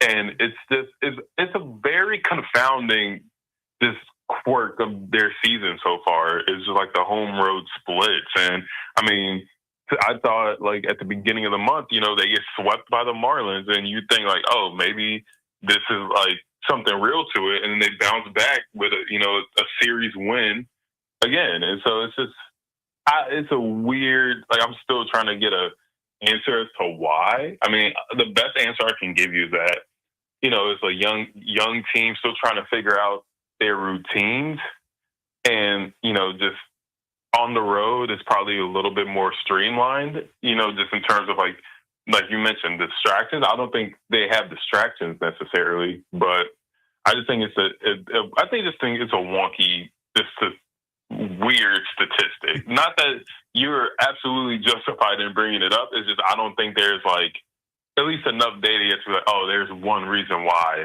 the home road splits are the way they are. I just think it's kind of just, it's just baseball. Baseball can be weird and wonky in you know, certain aspects like that. You also brought up their day versus night splits, which are also kind of hilariously different, where they are raking at the plate at night games. So maybe it's just a team that likes playing in big moments, I guess, under the lights and away from that. It is confounding. And we're only halfway through a season. We've got a lot more games to play. So it may all regress to the mean, but it is such a fascinating thing when you look at it. You're like, plus run differential, and yet they're 6 games below 500 at home, 3 games above 500 on the season. You just kind of sit there and scratch your head. But you're right. There might be no rhyme or reason to it. It could just be the way that the ball has bounced at home compared to on the road. Kyle Williams, national beat writer for the Baltimore Banner, joining us on this Thursday morning. You've mentioned James Wood a lot, and rightfully so, right? He leads the team in OBP. He's one of the best bats in that lineup. CJ Abrams, best average on the team. Outside of those two, though, who has been the most impressive player, pitching or hitting, up to this point this season? Ooh, that's a great question. That is a great question. Outside of James, CJ, who I would say, I mentioned him earlier, but Curtis Mead. I mean, I'm not just copping out because I covered him in Chicago too, but I mean, the Nationals acquiring him was kind of the same rationale for why the White Sox acquired him, is that he's a guy with talent, been a top prospect. Maybe he can be unlocked with consistent playing time. Now in Chicago, it didn't turn out that way, but then here it's just like, I mean, he's a double-digit home run guy already. Like, I did not, I mean, and you've seen the team, like, you know, increase the at-bats that he's gotten. Like, you know, at first they used him pretty much versus lefties. Now he's earned at-bats versus righties. And he's just continually earned the trust of the coaching staff. I know him and Blake have a history from Tampa Bay, but like just his ability to lean into his power. I mean, he has I believe it's an 818 OPS. Like, yeah. He's really like the modern baseball player, and they're like, he's going to draw walks. He's going to hit for power. He might not hit for a high average, but if you get on base and you hit for power, you're going to be a valuable player in this league. And defensively, he's found a home at third base. Like, I think I tweeted it the other day, but his outs above average are drastically different at first versus third base. And he might not have the strongest arm at third base, but he's really improved his footwork to ensure that like he's ready on the hop for, you know, grounders. And even if he doesn't make, you know, beat out a runner with a throw, he's always just like making the routine plays. And in a baseball season, you need a guy that's you can, you know, put at third base, set it and forget it. And, you know, they weren't getting that consistently at third base to begin the year. So I would say Curtis has been a guy that like, I didn't expect for him to be as critical to the lineup as he's been. And it's been something to watch. I love that pick. I was not expecting you to go there, and I think that is fantastic. And now as we sit here, we're still a little bit ways away from the trade deadline, but it's something that, you know, we're always monitoring. We're already getting the articles coming out from ESPN National where they're identifying some trade targets and hearing the rumblings start to begin. And the Nats have this new GM. We don't really know what they're going to do at the deadline. Do you see some tinkering happening with this roster, or kind of like what they did in the offseason, just kind of sticking with the status quo, not really rocking the boat too much? Yeah, I don't portend a big trade deadline happening for these guys. Just in the simple fact of you don't want to accelerate anything, and I don't think this front office wants to trade from their prospect depth just quite yet. And I mean, I think like if you do see something, it might be like to acquire a back of the rotation veteran arm, or add more bullpen depth. But I don't think you're going to see like anything too like I think the team you see tonight, Friday, and going I think that's probably going to be the team after the deadline. And I don't think that's necessarily a bad. I mean, the biggest thing is the CJ Abrams component of it. I mean, and I know rumors have swirled around him and his future, but I mean, in terms of adding, I don't see them making like a significant addition, just in the simple fact of, Paul Taboni, the new regime, they just got here. They made the Mackenzie Gore trade to enhance the prospect depth. And and it just doesn't seem like, I don't want to say the right move, but it doesn't seem like a move that they would make to like accelerate things in year one. I mean, when you look at the way, Boston operated, there was kind of like building the prospect depth, and then as those guys matriculate to the majors, then you supplement them with veterans. And so, I mean, it's good that the team is overachieving and fighting in the wild card race. I know Paul's talked about like, it has made them recalibrate like what to do with the deadline just because of how well they played. But I don't think it is enough to deviate from his long-term vision of building that sustainable winner. And to do that, the player development, the prospects are a big piece of that puzzle. And so I just think it's going to be, add a bullpen arm. Their bullpen has pitched the most innings in baseball, or another, rotation starter. Jake Irvin's been hurt. Andrew Alvarez hasn't been as good of late. So I think that's a spot where they can shore up, but nothing too, sizable. Kyle Williams, Nationals beat writer for the Baltimore Banner, joining us on this Thursday morning. You're in the DC media. You're covering the Nats. You're doing all of that stuff. So I know you've probably got a little take here for the Wizards. I'm going to throw a curveball at you when it comes to Trae Young. Some news that came through last night that he's opting out of his player option. What are your thoughts on Trae Young, DC? Do you think he comes back? How do you think that all works out? I think he does come back. I think he comes back. I think when you look at, basketball, it's probably one of my also favorite sports, so I love this question. But yeah, with Trae, I don't see the market out there for him, quite frankly. I mean, Brooklyn isn't exactly in a position to add a veteran max contract.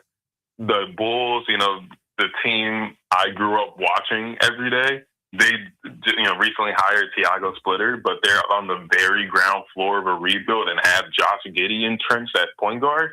So I don't see the obvious landing spot for him in free agency. And honestly, I think him and the Wizards are matched together in just the sense like having a guy who can orchestrate the offense is so valuable for a young team.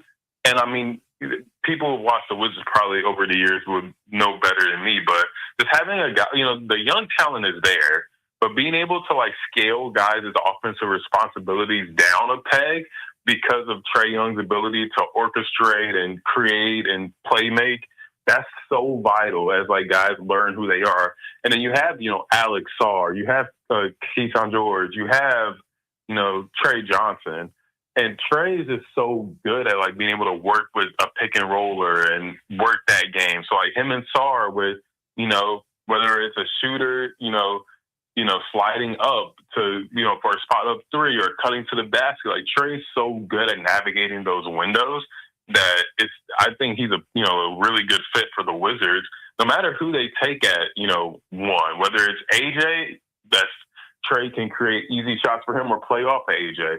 Whether it's Darren Peterson, I mean, I personally think Darren Peterson's more of a 2 than a 1, but I mean, in today's NBA, it really doesn't matter. He's going to have the ball in his hands a sizable amount, but he can also play off the ball, as he's kind of showed at Kansas this year, just his ability to work off screens and catch and shoot. So I think Trae Young's just going to opt out and then, re-sign a shorter-term deal with the Wizards. That way he can reach free agency again after, rebuilding his value. But I just think it's a situation where both sides come together and, come to an agreement, and I think that's best for both sides. I love it, Kyle. Love the breakdown. Appreciate you joining us on this Thursday morning. Have a great rest of your day. Have a fun series this weekend with the Nationals. You too. Thanks for having me on. Have a good one. Of course. There goes Kyle Williams, Nationals beat writer for the Baltimore Banner. You can find him on Twitter at K_Williams Media. Has some great stuff, great takes on the Trae Young stuff with everything the Wizards are doing, and of course his Nationals coverage that you can find on the Baltimore Banner as well. We'll get a quick break in. Pat Jaggers will be joining at 9:30 to help break down this weekend's race in the NASCAR world over there on the West Coast in San Diego. And it's an Ironclad Friday on a Thursday. Text in the word Ironclad between now and the end of the show. You'll be entered in to win a $25 gift card to Ironclad Coffee and Baking Company. 804-327-0888. Ironclad has locations in Shockoe Bottom, the West End, even one out in Lynchburg. All fantastic stuff. Give them a try and text in Ironclad to win a $25 gift card. You're tuned into Fitz the Bill. Back in a moment. 1061 ESPN on-air interviews presented by the Herman Allen Plumbing Heating and Cooling Hotline with Lennox products that make the air in your home absolutely perfect. Experience fun in a street-legal electric low-speed vehicle from Bintelli.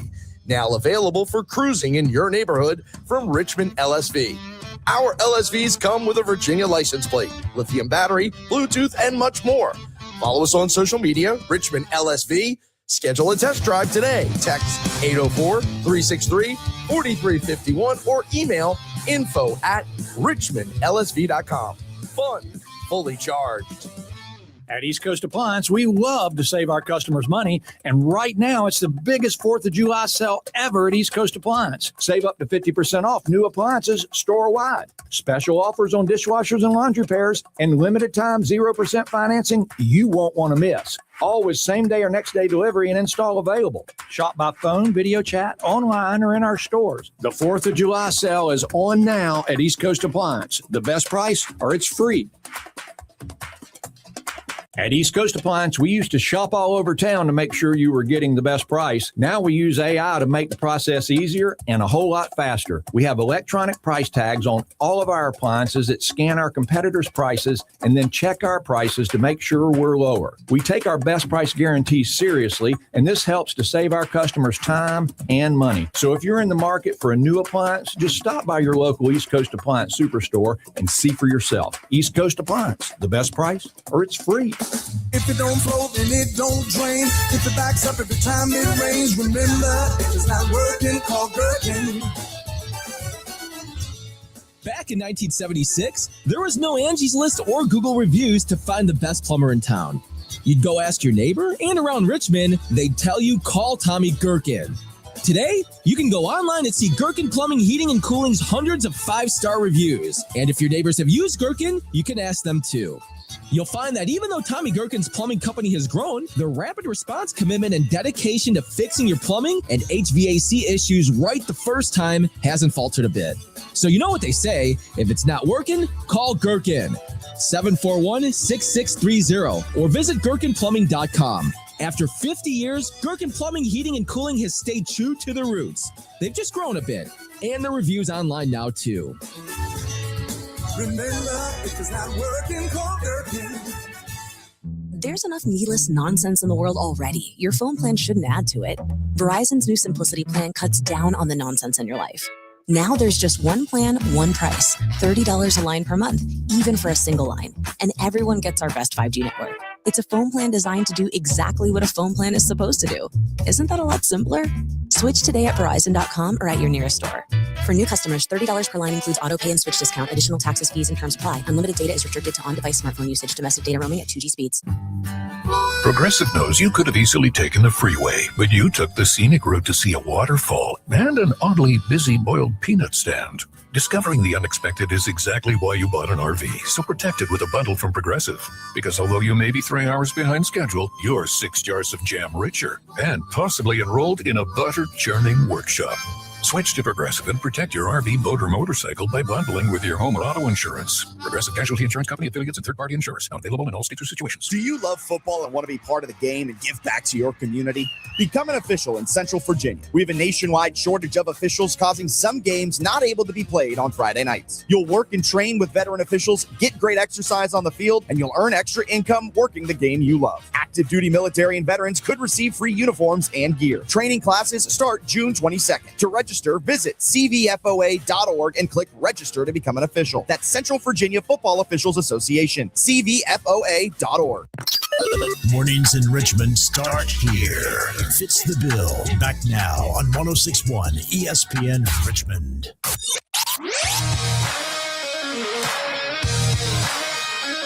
What are you saying? Excuse me? What? Excuse me? What? Say what? What the are you saying? We usually go about 45, 50 kegs on a busy weekend. And this past weekend, we nailed it. It was like over 90 kegs. And Sam Adams Boston Lager alone, we sold over 3,000 pints in 6 days. That's epic. That's epic. That was the voice of the bar manager up there at Sam Adams, where the Scots have drank Boston Dry. Have you heard about this? The Scots have drank Boston Dry. I caught wind of it. Boston Beer Company, Sam Adams, all of that good stuff. Their tap room ran out of beer over the weekend. Ran out of beer. He said they did 90 kegs and then 3,000 pints of Sam Adams Boston Lager only. What? I thought, man, I didn't know Scots I knew Scots could drink. Don't get me wrong. I knew they could drink. I didn't know they could drink that much. Say what? That is so much beer. That's an invasion. That's crazy. They have invaded Boston and they have made their presence felt. They took over Fenway the other night.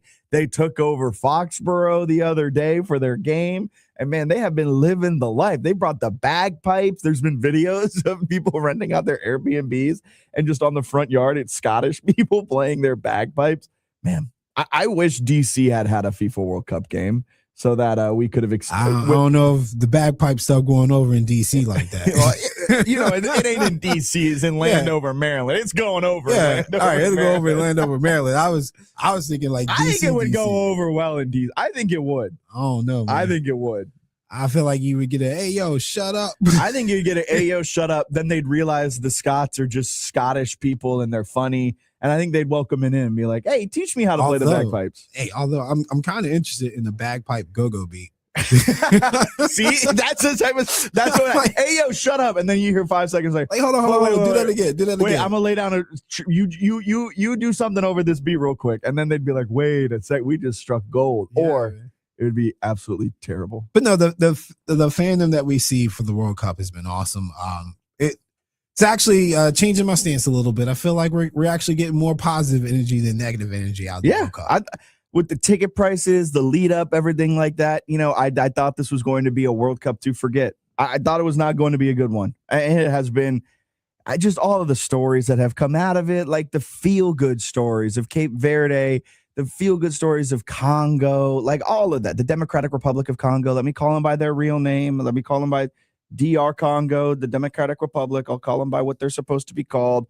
That coming out of it. Even Curacao losing 7-1 somehow was a feel-good story because they scored a goal. You don't often get that in sports. I don't know if it felt good, but that first goal. Bro, they were crying after that game. Yeah. They felt good. They were happy about it. You sure those were tears of joy or tears of like? I think it was tears of joy. I think it was tears of joy because I don't think they ever thought they'd even score against Germany. They didn't have to beat them like that. Yeah, they did. They need that +6 goal differential bad. They need it bad. I mean, honestly, if you get a +6 goal differential, you can take the rest of the game. Yeah, you're good. You're good. If you just get draws the rest of the way, you're automatic advance. It'll carry you through. Good.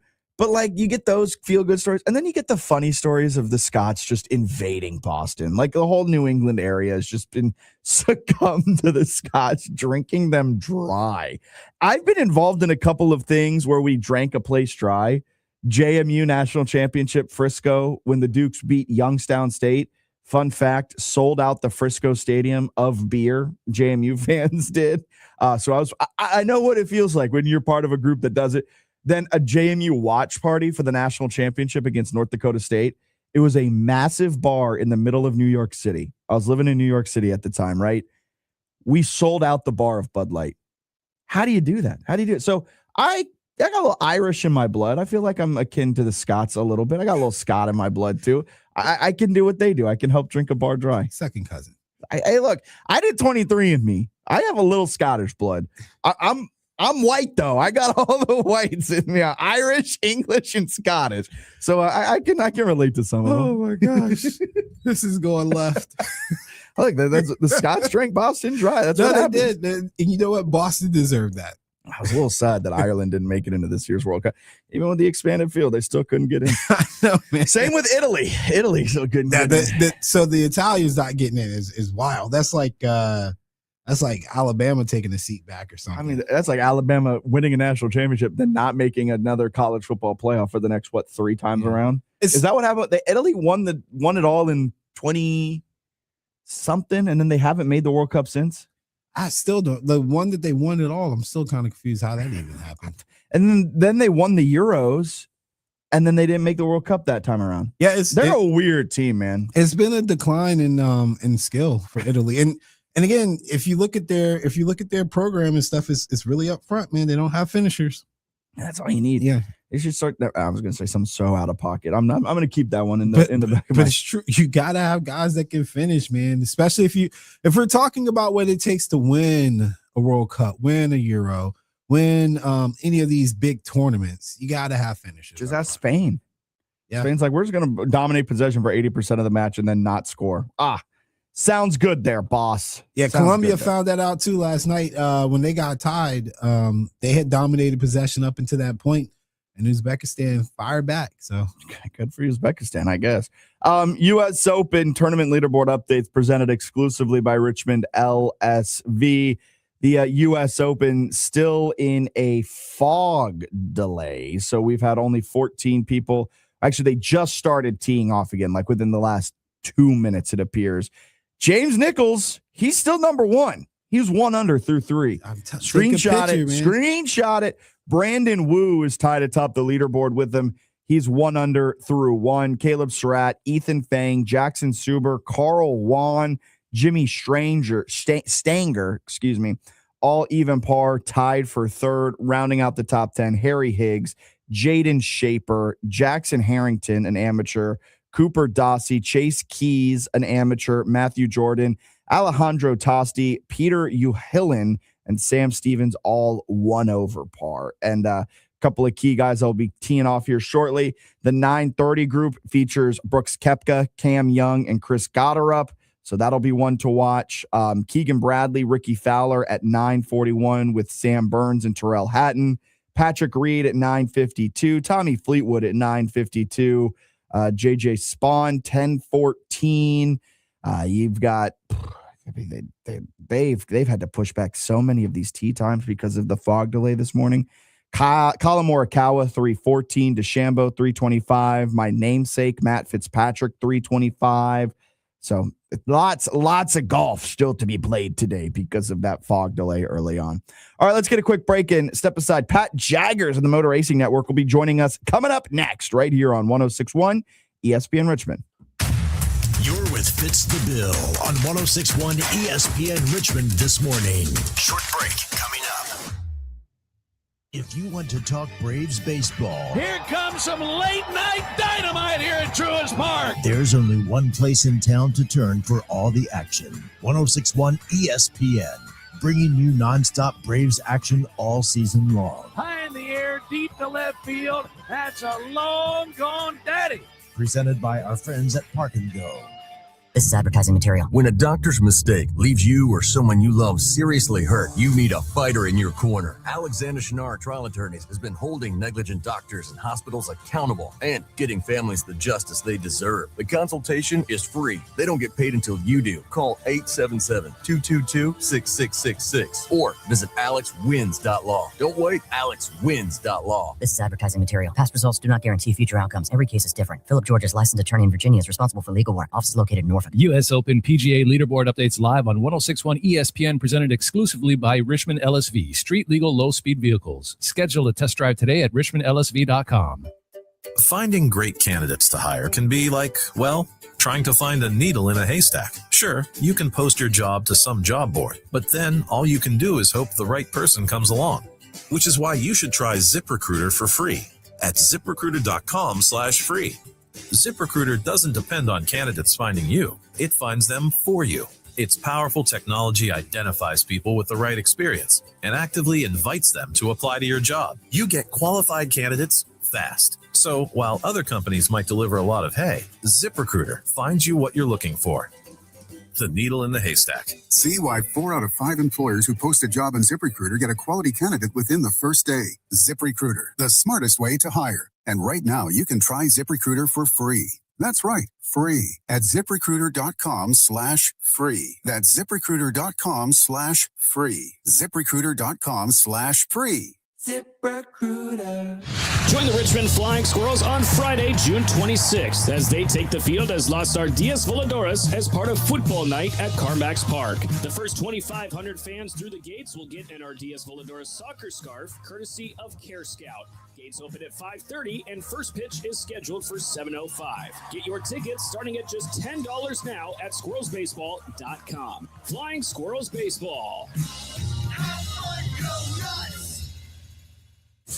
Richmond's morning sports talk. Live, local, and back on 106.1 ESPN Richmond. Fitz the Bill. Powered by Ironclad Coffee and Baking Company.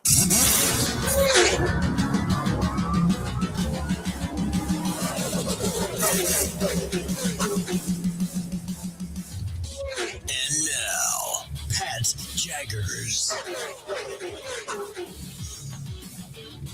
Pat Jaggers joining us on this Thursday morning, doing a Friday show on a Thursday because we have no show tomorrow.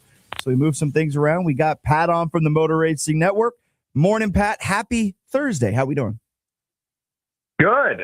Not used to toffee on a Thursday, but let's get into it. Yeah, hopefully your voice is ready to go. I feel like we can just copy and paste what we talked about last week when it came to Denny Hamlin, because he won again, now 3 straight for Denny. I don't think it's going to go 4 straight this weekend, though, at the Naval Base Coronado down in San Diego. Oh, my gosh. There's no way. I think it's funny.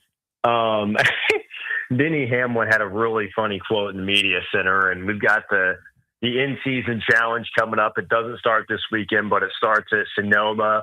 And Denny goes, who am I matched up with? And they go, Ty Dillon. And it's at Sonoma. And he goes, well, I'm cooked. And it's one of those things that, the next couple of weeks we are road course racing. And I look at San Diego street course once again, man, just like Chicago, just like Mexico, so many unknowns, lack of data, lack of information to really go off of. And you're right. It's not going to be Denny Hamlin that wins this weekend. I've talked to a lot of drivers leading up to this thing, man. And really there's a lot of consistencies across the board, but there's also some inconsistencies, some hot takes about the track. And it's been really interesting to kind of follow all this. But the pageantry that has been displayed at this course is unbelievable. You've got aircraft carriers next to a straightaway and coming out of a 90-degree turn. You've also got literally just air hangars everywhere. It's on a military base. I don't think that this event could get any more American than what it is to celebrate the 250th anniversary. Pat Jaggers from the Motor Racing Network joining us on this Thursday morning. You just said you've talked to some drivers this week. How much sim time are these guys going through just to get ready for this? Like, what does a sim look like for a track that we've never been to? It's thank God the folks at iRacing have been able to put together a very realistic surface, and it's crazy. The guys that are just been on the simulator, and they're saying the course is bumpy. Keep in mind, they're still building this thing as we speak and putting the finishing touches on it. They've got to cover some manholes. There's also a railroad crossing they have to fill. Oh, my goodness. Yeah, there's a lot of stuff that they've been putting in the works the last few days. There's things that you just can't do until you shut down the streets because it's an actual street course. Like, people drive on these streets. So there's a lot that goes into it that's kind of hard to predict. And I think some of it they're going to learn most of it they're going to learn once they get there. But I think it's interesting when you look across the board about how all the guys are saying it's going to be very bumpy, about how most of these guys started their sim prep last week. There's one person that's been prepping for months, and I hope it results in a good finish for him. That's Todd Gilliland. He told me he's been grinding on the sim the last month, just trying to kind of get that edge. Week by week, you only get X amount of sim time, and he's been using that sim time to get ready for San Diego at Ford Performance and using the big rig to get ready for San Diego. And so there's been a lot of different approaches and a lot of different thought processes on this track. For example, Brad Keselowski, he's been telling me and a bunch of other people that he doesn't think that the comparisons to Chicago and how the course is and the layouts and just how tight it is, the similarities aren't there. Brad thinks it's complete opposite. But if you talk to the rest of the field, they're expecting this race to be a lot like Chicago when we were at the Chicago Street Course. So it's going to be interesting. A lot of different opinions across the board, a lot of unknowns, but regardless, I'm expecting some big name guests to be there, and I'm expecting this thing to really go off in style. Pat, you said you've heard some hot takes for some drivers. Not that you have to out any of them with what their hot takes are, but can you share some of the hot takes that you've just been kind of hearing around the garage and whatnot?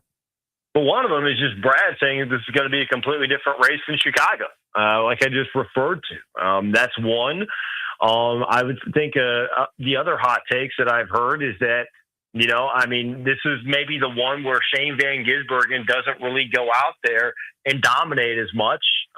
Shane has talked about this place, and when you look at his face and you hear him talk about it, he looks a little kind of cautious, just not as confident as we kind of see Shane when he's talking about these street and road courses, man. This one has really got some people concerned because it's very, very tight. And what I mean by that is, so for example, we go and race at Sonoma, there's a runoff area. There's no runoff area on a street course. You're running into walls. And I think that this one is a little bit more tighter than Chicago.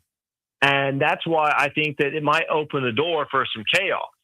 But that's where I think a lot of people have this wrong. I don't see this race being as chaotic as what we saw at the Chicago street races. First and foremost, I think we're going to have solid weather. I think that's got a lot to do with it, and a lot to do with the chaos that we saw at Chicago was that just the unpredictability of the weather.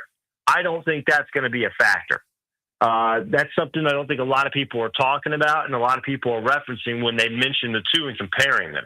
When we talk about the San Diego street course and the Andrew 250 on Sunday, I think that the one thing that these teams have going for them is that they have that Chicago street course experience, how to prep, what to do, what not to do, when to be aggressive in qualifying and practice, when not to, after living it with Chicago and San Diego. Excuse me, with Chicago and Mexico. Now they can go to San Diego and have a more realistic and kind of a wiser approach to how you navigate a brand new street course that no one's been on. Pat Jaggers from the Motor Racing Network joining us on this Thursday morning. I'm looking at the layout of this track, Pat. It's a 3.4 mile street course. And by my count, I think it's 8 plus or minus a degree or two. I'm not a mathematician, but it looks about 8 90-degree turns. Like that is, that is going to be a complete wild card in all of this. I feel like you don't often get, even at Sonoma and things like that, you don't get straight 90-degree turns. No. I know you don't necessarily have the answer to it, but how do you see that playing a part in all of this? I think it's going to be a learning curve. I think the truck race this weekend is going to be I think that race is going to be chaos. A lot of those guys have not experienced anything like this. Now, the Cup Series drivers, once again, why they keep on going back to Chicago. We did have a handful of 90-degree turns at Chicago, and I think that's why these guys are a little bit more prepared for all these 90-degree turns than what they had been previously. But it's one of those things where it's also a lot more 90-degree turns than what they had at Chicago. Yeah. And I think that it's just this course is going to be really unforgiving. You tap that wall, I think you're going to have some trouble. And I also think if you're running a great lap and you run into a wall, and the thing is, when you hit these walls, Jack, you have no idea if it's just slowing your lap time down or if you've damaged the vehicle until you take the next couple turns and really kind of feel the thing out, right? It happens so quick. You're tossing and turning so much. You're on the brakes so much. This is just going to be a really interesting race, to say the least. And I'm excited for it, man. I honestly, it could not play out to where I could go to this one. I was even willing to work on the back of a merchandise truck to be able to go and just take in this experience to be on a military base, because I am a plane geek. And so I was willing to do whatever it took. I've always wanted to go on an aircraft carrier. Haven't done that. I know it's crazy. We've got one. We've got all these military ships close to Wilmington and Charleston. I've not been on one. Well, there's one parked next to the track. And sure enough, people are going on it. I was willing to do whatever it took to get to this one. And I think that, the entire weekend's going to be incredible. And this is definitely one of the most hyped events that we've ever had or done. Amazon Prime did a movie. They directed, produced, and filmed a movie. And it had Ryan Blaney in it, Noah Gragson, Chase Briscoe, and all those guys filmed this hype video. But it turned into a movie on Amazon Prime. And that is the effort and energy NASCAR's marketing team has put into this to make sure this thing goes off with a boom. Man, Pat, we've been friends for 3-4 years now at this point. I had no clue you were a plane geek. I did not know that you liked planes that much. Man, give me to an air show and let me see a B-52 bomber. I love those stealths. That's my favorite. But anyways, go ahead. If you make it up here for the Richmond race, we might have to take a day trip down to the 757 and see if we can get you in front of some planes or something like that down there in the massive base they've got down there. But you mentioned a couple of names. SVG, maybe not as confident as he typically is going into these road courses, these street courses. You mentioned Todd Gilliland. He has been training hard on these with the Sims. Who else are you monitoring? Who do you think has a chance to win this race? Is it your typical street course, road course types of savants, or is it a guy that could just come out of the cut and just be a shocker? Well, to answer your first question with SVG, even though there is some, he's a little cautious, I think is the right word. Okay. It begins and ends with him. Shane Van Gisbergen, this is his race to lose. He clearly has a skill set that nobody in this NASCAR Cup Series garage can match. Trackhouse Racing also unloads with what he needs to have the speed to be the best car in the field. I think that's something that we're not talking about a lot, because when you go to the other tracks right now, Trackhouse Racing has sleds. So it's something that we're not really discussing, I think, ad nauseum, but they are providing him and Connor Zillage what they need at road courses. Connor Zillage was fantastic at Watkins Glen. Besides SVG, a lot of people looked at Connor. I'm not looking at Connor this weekend. Connor's had a really rough slate over the last couple months. He's had a lot of DNFs, man. Maybe this is the one that kind of builds his confidence, but I don't think that you go from this learning curve where he's really struggled in the Cup Series to all of a sudden winning on a brand new course no one has any data or information on. You're just relying on simulations to really get that experience, right? So I don't see that happening. Somebody asked me about AJ Allmendinger the other day. AJ straight up said to my face 2 weeks ago that we just are not unloading with speed anywhere we go. And when mentioning San Diego, he didn't really expect himself to be up there with Shane. And to hear AJ be that candid and really talk about it that way, I think, I think it's eye-opening. And also Watkins Glen, they really thought going into it they were going to be fast, and they weren't. The one person besides Shane Van Gisbergen that ran a great race at our last road course was Michael McDowell. Michael McDowell did the exact same thing Shane Van Gisbergen did in order to get his track position back at the end of the race. He ran through the entire field. He just couldn't catch Shane. Just SVG does SVG things. Now, year 2 of Chicago, Michael McDowell started out that race, took the lead, and said, look, I'm going to pace the pack on this thing, got aggressive. I think it was the second restart. I think we had an early caution. And he just goes out there and leads and then has a mechanical failure. So I would love to see how that one would have played out. But that was really the first time we saw somebody on a street course say, you know what, I'm going to go toe-to-toe with Shane and take it to him. If there's someone that can beat Shane, I think it's Michael McDowell. You go back and look at the Watkins Glen data, that makes the most sense. So that's just kind of where I'm at with that. Another person I'm watching, Christopher Bell. You know, he's very, very good on the road courses. One of the few guys to get a win on a road course. Tyler Reddick as well. And Chase Briscoe. Chase really took it to Shane Van Gisbergen late in the race to Sonoma last year. Had a good battle with him there. Chase had a really rough start to the season. And over the last month or so, has got himself back in, I believe, in the 12th position. The points has really scratched and clawed, is really starting to put this thing together. And him and James Small have a ton of confidence. Spoke to Chase earlier in the week, and Chase is feeling extremely confident as they go into the stretch.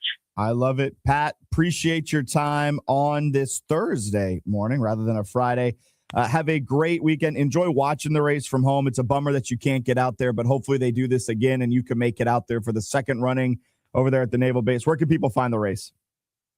So once again, this Sunday, it's the Andrew 250 NASCAR Live Race Day coverage begins at, I believe, 3 o'clock. Yes, 3 o'clock is when we're on the air this weekend, and we're going to talk to Chase Briscoe on NASCAR Live Race Day, and then you should get a green flag somewhere in the mid-afternoon. It's going to be dependent on a few special guests that are expected to appear, and depending on when they get there and how they do things, I'm expecting an adjusted green flag time from what I was told. But it's going to be a lot of fun. I say each and every week to the ESPN Richmond listeners, make sure you guys sync the radio broadcast and TV broadcast. You'll never go back and be on the edge of your seat for every single lap. I love it, Pat. Have a great rest of your Thursday. Appreciate your time. Yep, thank you. Of course, there goes Pat Jaggers from the Motor Racing Network. NASCAR heads to San Diego for a street race. Naval Base Coronado should be an absolute blast of a race this Sunday. Let's get a quick break in. We'll step aside, be back to wrap up this Thursday edition with another thing. You're listening to Fitz the Bill. Don't touch that dial. Experience fun in a street-legal electric low-speed vehicle from Bintelli. Now available for cruising in your neighborhood from Richmond LSV. Our LSVs come with a Virginia license plate, lithium battery, Bluetooth, and much more. Follow us on social media, Richmond LSV. Schedule a test drive today. Text 804-363-4351 or email info@richmondlsv.com. Fun, fully charged. U.S. Open PGA leaderboard updates live on 106.1 ESPN, presented exclusively by Richmond LSV, street legal low-speed vehicles. Schedule a test drive today at richmondlsv.com. Onyx, I keep having stomach issues. Please make me a doctor's appointment. Okay, are you suffering from diarrhea, bloating, gas, or oily stools? If so, you may want to ask your doctor if it could actually be a problem with your pancreas, called exocrine pancreatic insufficiency, or EPI. My pancreas? How is EPI treated? A prescription medicine like Creon, pancrelipase, is used to treat people who can't digest food normally because their pancreas doesn't make enough enzymes. Creon is the #1 prescribed treatment for EPI. Creon may increase your chance of fibrosing colonopathy, a rare bowel disorder. Tell your doctor if you have a history of intestinal blockage or scarring or thickening of your bowel wall, if you are allergic to pork, or if you have gout, kidney problems, or worsening of painful swollen joints. Call your doctor if you have any unusual or severe gastrointestinal symptoms or allergic reactions. Take Creon as directed by your doctor and always with food. Do not chew capsules, as this may cause mouth irritation. Other side effects may include blood sugar changes, gas, dizziness, sore throat, and cough. These are not all the side effects of Creon. You can learn more at 1-800-633-9110. Before your appointment, visit creoninfo.com. That's CREON info.com. Summertime in RVA means one thing. Golf season is here. If you're looking for the perfect golf course, head over to Queenfield Golf Club, located just a few minutes east of Mechanicsville. Queenfield offers a beautifully secluded 18-hole course, spacious driving range, and professionally maintained practice greens and bunkers. Schedule your tee time today by calling 804-769-8838 or reserve a spot online at queenfieldgolf.com and make Queenfield Golf Club your new favorite course. Pump up the volume. Business moves fast. Orders roll in, deadlines close in. When you ship with USPS Ground Advantage, you can keep up with confidence. Every package stays in our secure network from dock to door. And with nationwide reach, dependable tracking, and upfront affordable pricing, you get built-in peace of mind. You run the business. We run the routes. Visit USPS.com/Ground Advantage to learn more. Ryan Reynolds here from Mint Mobile. I don't know if you knew this, but anyone can get the same premium wireless for $15 a month plan that I've been enjoying. It's not just for celebrities. So do like I did and have one of your assistants switch you to Mint Mobile today. Visit mintmobile.com/radio. Upfront payment of $45 for 3-month plan, equivalent to $15 per month required. Intro rate first 3 months only, then full price plan options available. Taxes and fees extra. See full terms at mintmobile.com. You're listening to Fitz the Bill, Richmond's morning sports talk show on 106.1 ESPN Richmond.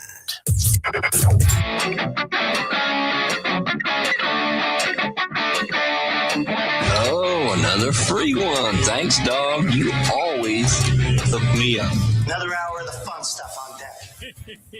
Another one of your nonsensical rambling stories. And another round for everyone on me. I don't want to hear another peep. Okay, all right, here's another one. Before we do another thing, I want to remind you that you've got about 7.5 minutes to text in the word ironclad to 804-327-0888. Enter in to win a $25 gift card to Ironclad Coffee and Baking Company. Locations in Shockoe, Bottom, the West End, and one out in Lynchburg if you find your way out there. Text in the word ironclad. It's simple. That'll enter you in to win a $25 gift card. We'll pick the winner at the end of the show. You've got 7 minutes to text in the word ironclad to 804-327-0888. Recruiting starting to pick up a little bit more. Commitments starting to roll through here in the 804. We've talked about a couple of key ones that have rolled through. Well, LC Bird got in on the action yesterday. The Whitehead brothers both committing to LSU. Chris Whitehead, a rising senior. He's the number 1 player in Virginia. He is a top 10 edge in the nation. He announced yesterday around midday that he was committing to LSU. And Virginia Tech fans, Alan, they're not too happy about all of that. You know why? Virginia Tech was in the midst of a heavy push to try to keep the number 1 rated player in Virginia. But LSU, they came in and Lane Kiffin said, we'll take him. Thank you very much. LSU takes coaches. You know they can take players. Yeah, they can take players. They got a lot of it. But Chris Whitehead, he announced that he was going. Then just a couple of hours later, his brother Isaiah, who's a 6'5", 310 offensive tackle, is a rising junior, currently a 3-star, then also committed to LSU. Nice little day for the Tigers up here in the 804. Getting two, look, Chris Whitehead, fantastic edge rusher. You got to imagine, you were saying this earlier, got to imagine his brother, who's been going up against him his entire life, also has to be a pretty darn good offensive tackle. Yeah, I believe I asked him something about that last year when we saw them over at Huguenot. But good. Once again, like you can tell, like the eyes are in the 804. I would imagine the eyes are all across Virginia as well because there's talent all across Virginia. But we've had a lot of schools. Like I made a list. It's like 16 schools. And if we did a top 24, at least 14 of those 16 would be in the top 24 of schools or programs around the nation that are recruiting from right here in our city. Yeah, if you look at the types of teams that were after Chris Whitehead, he was a 4-star on 247. His 247 composite score was a 5-star. These are the teams that were going after him. He was being recruited heavily by Virginia Tech. Sean Spencer and Fontel Mines were in on the recruitment for Chris Whitehead. South Carolina, LSU, Auburn, Florida State, Alabama, Ohio State, Miami, Tennessee, Texas A&M. A lot of P4s were in there. And then, of course, you got the teams that got in early, like the App States, the JMUs, the Liberties, the ODUs. And to try. Yeah, you throw in your hat early on in the process. And Worst then you can say is no. Yeah, exactly. You just sit and you're like, maybe no one else discovers him. Yeah, and look, what if for some reason they didn't discover that he had a 6'5", 310-pound brother? You might get lucky and get that too. I mean, I think both of these kids are going to be fantastic. Yeah. I mean, they both are built like LSU players. I mean, 6'5", 310 is a rising. Whitehead's got a lot of upside for what you would consider like the new age edge rusher. Yes. And his get off, even though they don't use that term in high school, is already, I think, well above what you would expect from a kid his age. That LC Bird game we saw, LC Bird Huguenot, he was wreaking havoc in the backfield. That Huguenot offense, I mean, they still looked very good in that game. Huguenot has a squad. And he was single-handedly and they were like double teaming him, triple teaming him in that game. It's like watching Myles Garrett play for the Browns. Exactly. Well, now the Rams. He'll have plenty of help. We get to see, between me and you, we get to see Myles Garrett 4 times a year. Yay. So excited. I can't wait. There's that era of, it was like tail end of Russell Wilson's career, when the NFC West had like every great edge rusher and just pass rusher. Aaron Donald, Nick Bosa, I'm trying to remember, Hassan Reddick, JJ Watt. Yeah. God, that was not a fun time to be every other week, man. It was like, I was when the Seahawks offensive line, they were like, you know what? We think we can make a winner with a bunch of 7th rounders and undrafted free agents. Yeah, sure, they're going up against Aaron Donald, but it should work. And it just never worked. Russell Wilson's running around for his life. Tough stuff. No show tomorrow. So no show tomorrow. We'll be taking the day off, which is why today's Ironclad Friday on a Thursday. We'll be back better than ever on Monday morning. We've got a lot of fun stuff planned for next week. There's going to be a long teased quarterback list coming at the middle to tail end of next week. We've got a special guest joining us on Tuesday. We're doing an NFL team draft where we're going through all 32 teams and essentially rotating and picking who we think is going to be the best NFL team, breaking that all down. That'll be on Tuesday. And Alan, I've got an idea for some off-season content I think you'll love. Have you ever heard of Bill Simmons' podcast, The Rewatchables? I have not. So it's a podcast, as it does, where they rewatch great movies and then they talk about the movies. Think we might start doing like a rewatchable Friday or something. I'm still playing around with it, of great sports movies, where we have kind of a schedule. We go through and we watch some of the great movies and we just talk about some of the great movies in the off season. You know, like The Field of Dreams, Any Given Sundays, Major Leagues. This is where I put on my gambling hat and remind you, there's a lot of research that goes into preparing for the next season. Okay. And I got college and NFL. Yeah, you got your research for. I got my Phil Steele coming out in a couple of weeks that I can't wait to sit down. I'll give you the best shot that I have on that. I can commit to at least one of the movies. Tweet it out on JMU Sports News. Speaking of Phil Steele, VIPs have gotten early access to Phil Steele. This came out in the last 48 hours.